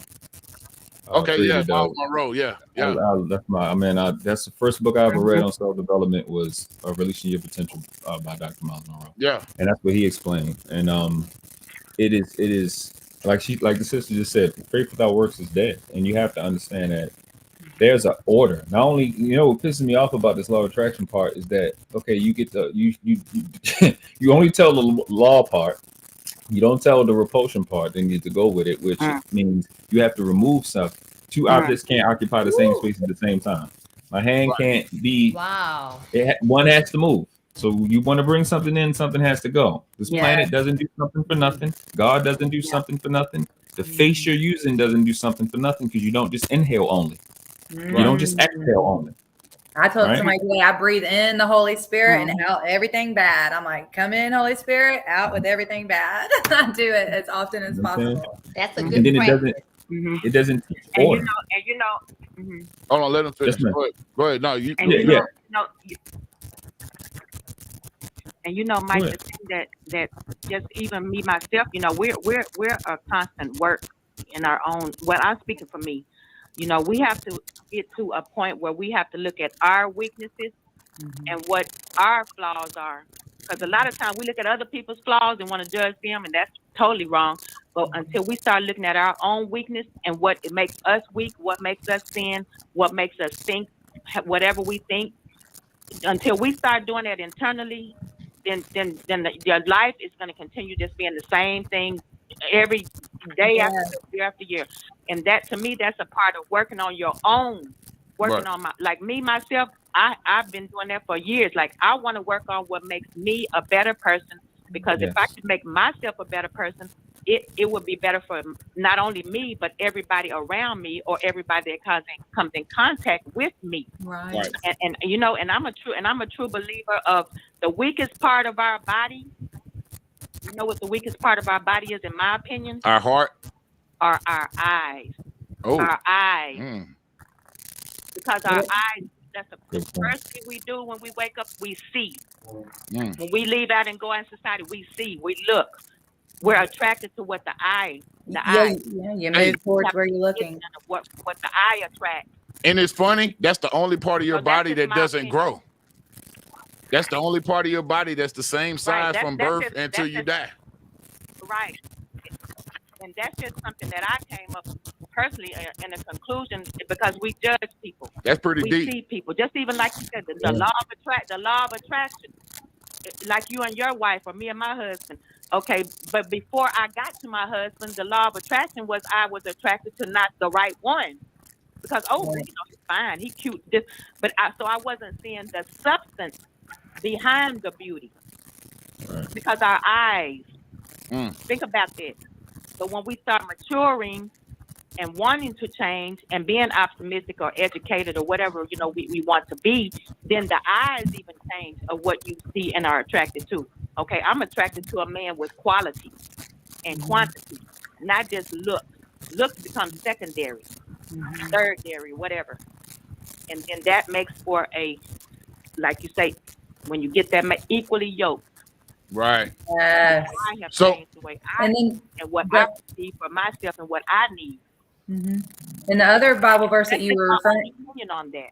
Yeah, it's like you have to remove the log out of your own eye, and that's what it says. You have to deal with yourself, and you have to be able to see it does. Before you worry about. And that's what's been so confused about Christianity and why we push people off and people get so confused, is because because I'm judging myself, I'm holding myself to a different standard and I'm clearing myself out or whatever. We all have to do it on our own. So it is confusing sometimes. It's hard not to judge or to recognize, people think you're judging when, so it's a hard balance. The judging thing irritates me, because it's like judgment is not just that time when it's wrong. You benefit from judgment when that other car doesn't run into you. You benefit from judgment when they come out with a new iPhone. You benefit from judgment when somebody goes and preaches and it inspires you. You know what I'm saying? It speaks to what we were just talking about, that something for nothing mentality. Right. that we for some reason have gotten out of nowhere, it seems. And I think what we have not paid attention to is how the 80s and 90s and this advertisement and marketing has kind of jumped, skyrocketed. You got to think about it. Just about what in the 40s is when all this advertising, the radio just came here in the 40s. We less than 100 years of having this type of influence on our brain, and we don't really know what's going on. You know what I mean? We're using it. We have to adapt. It has to do with our work, but we don't really understand the implications of what this thing is doing to our brain. Right. And it's just making us to not be human. You know what I mean? Sabrina, I didn't mean to cut you off. So you say what's up, brother?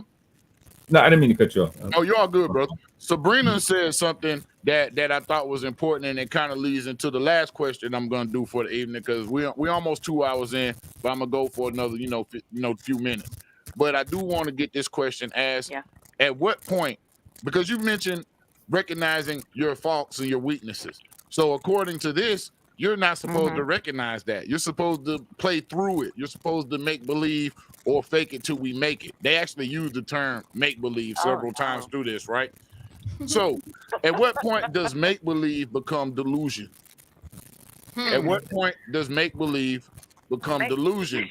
And that's that's where I ended off at. Is this shit really making people crazy that don't understand the framework, that don't understand the entire story? Is this really driving you to a point of insanity? Yes. It is. I would say if you make believe you are already delusional, and delusions lead to not only mental problems but physical problems, because even in between, like your mom, she's a nurse. I work with psych patients. Sometimes they come into a point of they're in their reality, and then they go back to the delusions. Because once the reality hits, they recognize it's reality, then they choose to go back into the delusional world. So anybody that says fake it till you make it, or whatever the case may be, if you're trying to make it and make it real, when because internally you know it's not real, or you know it's not going to manifest into something real, or whatever the case may be, then you're going to lead yourself into a psychological breakdown, and that's a fact. That's a medical fact. Because see, when we start living in a fantasy world, like I have a nice house, and I say, you know what? I want a bigger house, knowing that my money cannot afford a bigger house, but because I'm delusional, or I want that new BMW, or I want to be 110 pounds, whatever the case may be. When you start being delusional about whatever it is you're faking or trying to make or whatever, it's going to become psychological, and that's a very dangerous territory to be. No, that is scary. That's from the starting line. It's a problem. It is a lot of, and the sad thing about it, Mike, that's the problem with what's going on right now. Is so much fakeness out here that people are promoting fake. Oh, I'm in Atlanta. You ain't got to tell me. All the time. Do y'all see all these? Do y'all see? I tell people, these young people all the time, you see all these rappers making these videos. Do you not know that 90% of them are renting those things? They don't own that. They're renting them for the video to make you believe that this is the lifestyle. They don't even own that crap. Right. Yeah. But this is the world we're living in, and it's sad and it's sick. Right. It's sick. Mom, any last words? Yeah. No, y'all have had a really inspiring evening and conversation. I think there have been some very good points, and I think as the Texas lady, was it Sabrina from? Yes, ma'am. Yes, ma'am. Hey, thank you. Chloe, all of you have added value to it and have given a different standpoint into how we are to approach it. And certainly the danger in us taking this as this is the way. I'm going to tell y'all a funny story, and I'm going to kind of end it here. We used to sell Amway years ago. And Amway is one of those things that after you go so far, you get so far in Amway that you really can't stop because you're so far in. But we had taken this trip to Memphis or somewhere with this group on a bus with Amway people. And I heard this lady stand up and say that she saw Jesus standing there in one of these meetings, and he said he was the way. And that's the way we should all go behind him. Well, immediately I stood up and I said, well, baby, I did not see Jesus saying, I am the way. And I'm not getting ready to engage in this any further. It was a cut even point from me. I needed to just back out of that and count my losses, because there are people in high places who have they been convincing enough, but they couldn't convince me, because I usually got involved with something. If I hear God or feel that it's the thing to do, I also get out of it and say, God, I was wrong. I didn't hear you at all. I don't know what that was. That was static. It was the universe. So, Right. Huh? It was the universe. Yeah. It was something, but it was not God. And I'm willing to walk away at that point when I know that it's not God. And I think we're going to look, I think our journey through this walk of spirituality, or forming a relationship, or getting this relationship to be the sole thing that we seek out after, I think it's a journey. I think that we can start from one extreme, from nowhere, and come to an extreme. Like I told Mike, I think Pastor Gino is an extreme. But I'm rocking with Pastor Mike Gino. is one of those people. Mike is one of those people that he's got to go to that way over here extreme to come back to the middle. You know, and that's what Pastor Gino represents to me. I say, oh, he has stomped down Pentecostal. Oh yeah, and that was a mighty burning fire. Oh yeah, you better not have no pants on next time I see you either, or any makeup. Oh my dresses.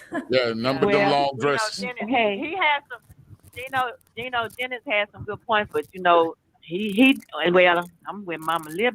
I agree with some of the things, but sometimes I don't know. He need to chill out a little bit. He talk about us women real deeply, real hardcore. Oh yeah, it's all y'all's fault. It's all y'all's fault. That's the problem I have with him. I don't feel like, I don't know if he. I think he got. Do he got a problem with women? I mean, I don't know. He got his wife pretty. His wife pretty straight. His wife straight. She did old school. Yeah, he ain't got no problem with women. He ain't got no problem. If you like that, that's fine. If you like that, that's fine. Right. That's what I was thinking, Mama. I was thinking, but Lord, he made me a couple of times. He made me go look in the mirror and say, Lord, let me look. And I was like, nah, he's wrong for that now, because he get a little bit. Made me scared to go to the nail shop one time. Yeah, man. Yeah, man. We're gonna change the name of the nail shop to the Hell Shop. You going to Hell Shop? Man, I'm just talking smack. He gonna make me get them press on. Ladies, I enjoyed y'all tonight, but we coming up. Go ahead. Yeah. Hey, I enjoyed y'all tonight. No, Pastor Gino, straight up Pentecostal. He'll have them women with them rags and knots on their heads so tight. Oh yeah. They can't think straight. Oh yeah. So I have migraines, because I can't do that one. Yeah. I got real migraines. I can't. I'm not gonna. I like the way it sounds. Knots on your I'm head. not gonna even try to do that. Hey, Mike, I'm gonna get off the phone. I want to say to everybody, so enlightening, enjoyed it, and I definitely grateful to get to hear and to speak to your mother, and thank her for her wisdom and her compassion. It's my pleasure. And it's just always wonderful to speak to someone's mother, and because I lost my mom years ago, so I definitely know the importance of that relationship. Absolutely. So thank you for letting me on, Mike, and join the panel and definitely listen to your mother. She sounds like a very beautiful lady. It's good to have you back, Sabrina, Thank and you. blessings to you as Yes. well. Pleasure. Yeah. Yes. Sabrina Max in the building. Yeah, thank you all so much. It was great. It Thank was. you. And y'all, I'm sorry. I think she was still saying something. Mom, 90 seconds. we about to roll out. We got 90 seconds. Go ahead and close out. You good? You said everything? Okay. Let me roll on out with this. Pastor Gino could not be my pastor. I agree. I do believe in all seriousness that there are people that Pastor Gino is called to. And as I told you, some of those people need to be in church every night of the week, 60 every seconds. day of the month, because that is what keeps them. And there are others who don't have to be. And sometimes you get on that path where you have to be kept, and then you grow up. It's like you're a baby, and you need to be fed every so many hours, and you need to, have your diaper changed and all of that stuff. Yeah. So from a spiritual standpoint, I think that sometimes that's needed. The problem comes in where you don't ever grow past that, needing that.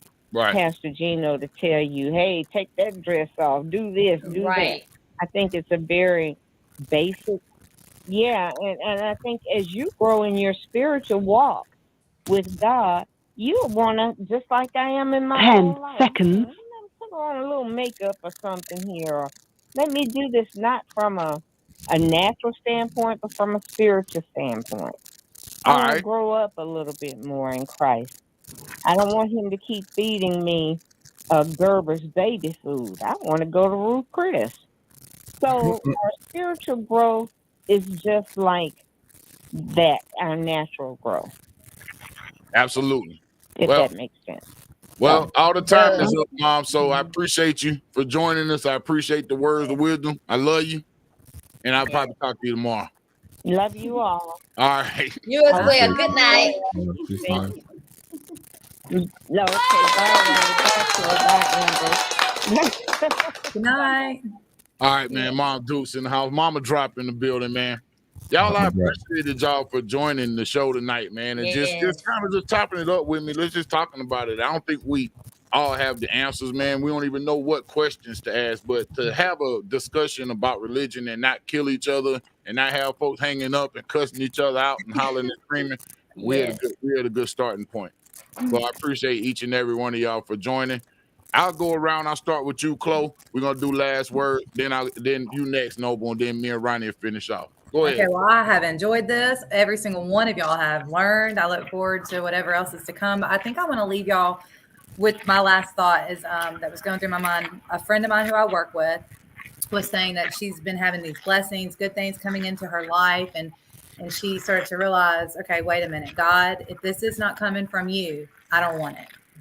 And she said, because I've been mad at you, I've cussed you, I've done all this stuff. Why are you blessing me? And she said she heard him say to her, well, you went to me. You came to me every time. You may have been doubting me. You may have been angry with me, but you didn't go and have sex with other people, go off and do this. You didn't go off and drink and do, you went to him every time. Yeah, you didn't go buy the moon rock. By the moon rock. Up your butt. No. But so I feel like that was one thing that when we were talking about this, that was just something that kind of stuck in my head. And then she also said to me that she can't have these conversations with people all the time. And I had another conversation with one of my good friends I ran into the other night, but she knows that I'm a baby in Christ, and I'm grateful for it. But anyway, she said she can't have the kinds of conversations that she and I had the other night with just anybody because people think you're crazy, and things like that. So I'm glad that we're having this conversation. Absolutely. We're glad to have you, Chloe. And I love you. Yep. Noble. I was one of those people that, well, first of all, I appreciate you for having me on. Appreciate the topic. Appreciate your mom changed my life. That's not my life. She let me realize I know I'm doing right in life. Everything she was saying is what I've been learning for years and learning how to be good at them. So this was definitely a good build. But like I was saying, I'm one of them people that I'm not big on the positive thinking thing.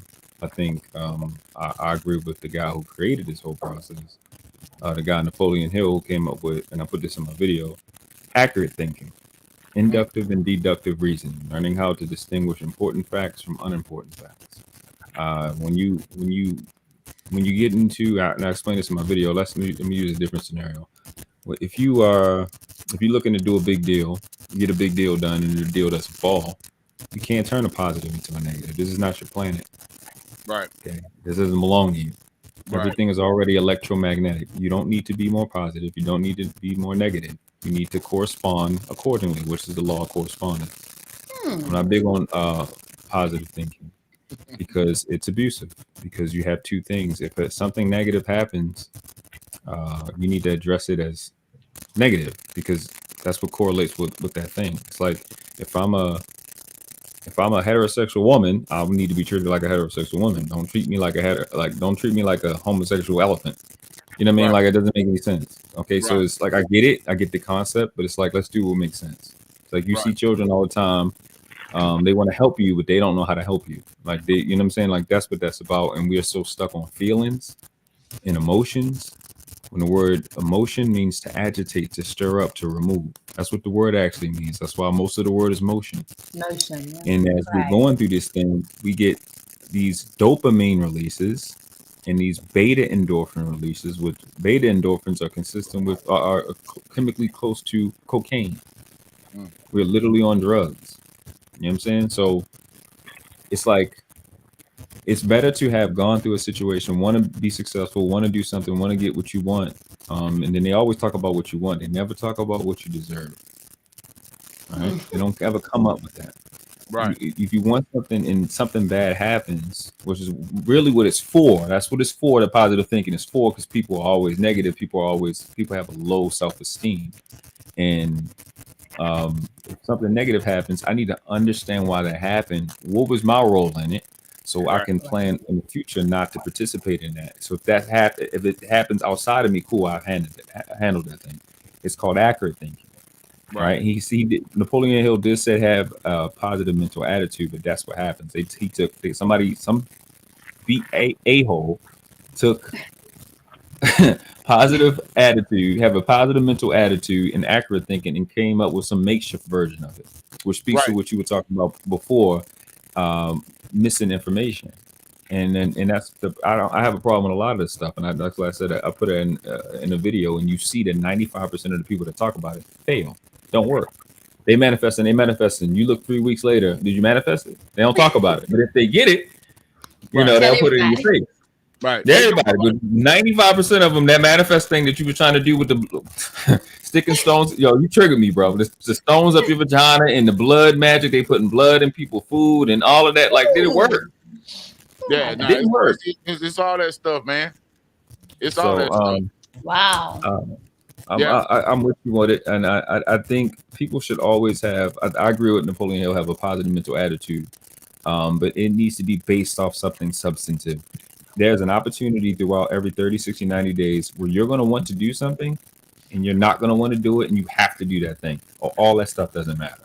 Right. Your challenge is what's a challenge for you, not somebody else's challenge. Right. Being on time may not be a challenge for you because you're punctual, but being forgiving to somebody that always knows you have a pet peeve and keep doing it, that may be your challenge over that next 30 days. Right. That's what people don't talk about when it comes to law of attraction and everything, and law of attraction and repulsion. So that was my spill, bro. I appreciate you tonight. Man, we appreciate you too, brother. We appreciate you too. Ronnie, last word for the crowd. My last words are, as I said, I usually don't talk about religion, but I'm so glad I had this conversation, because tonight I've learned words in other languages, science, religion. I've learned so much from everybody tonight. So it's been very inspirational. Because some of the thought processes that I had before, I'm kind of like on the fence now, because some of the conversation has really opened my eyes and changed my mind about a few things. So especially like the positive affirmation thing, because it's like what he's saying, is this really the way we should be doing it? So I'm glad I had this conversation. Absolutely. I'm glad you brought up the topic. So like I said, I would have never even been on this tip if it weren't for Ronnie, man. So shout out to Ronnie for this conversation. You know what I'm saying? Thank you, guys. You were spot on in this conversation. Definitely. You were spot on. So I don't know. On the way out, man, I just got word over the wire that we actually closed the tap out deal. We got a new sponsor on the show. We got a new sponsor on the show, man. So I'm gonna show y'all the commercial before we get out of here, because we were talking about the moon rocks and stuff, man. I don't know if y'all familiar with the tap out oil. You heard of the tap out oil, the stripper girl? Yeah, They were talking about the tap out oil. So anyway, Tap Out got new products out, and this show is brought to you by. Let's see. This episode of the Big Mic Drop is sponsored by Tap Out Toothpaste. Brush that thing wide open.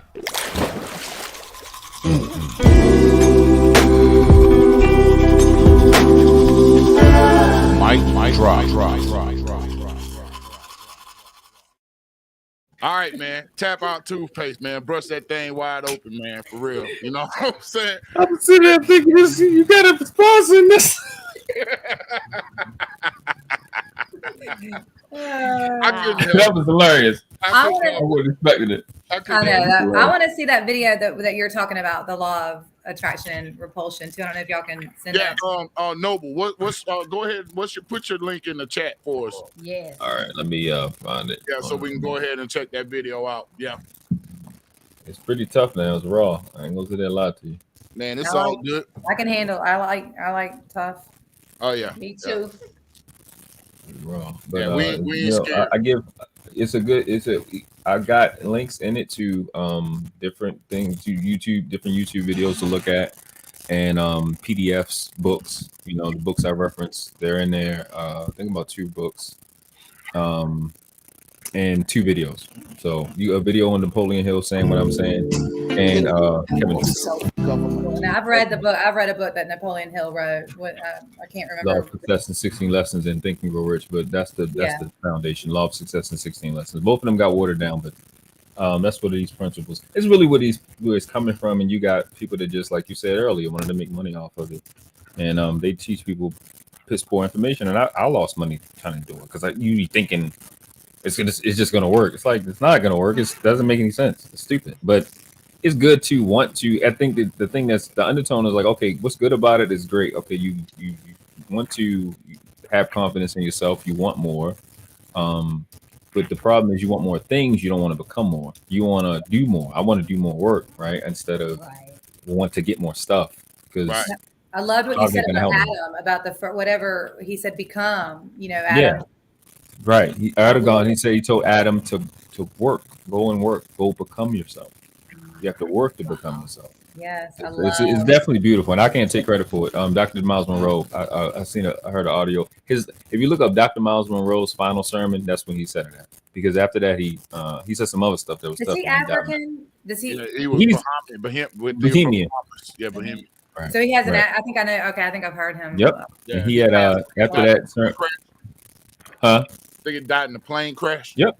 Yeah. That the same exact the same exact lecture, seminar. I'm sorry, sermon that he gave, that I just gave that quote from. He died. He died after that. Yeah. Right. Oh wow. It was amazing. It was actually pretty dope. So he has And awesome I want to compliment you on the way you were saying those words. You said it without any accent. It was perfect. Oh yeah. Which one? Yeah. Oh, just yeah. Right. Oh, yeah. You were, yeah.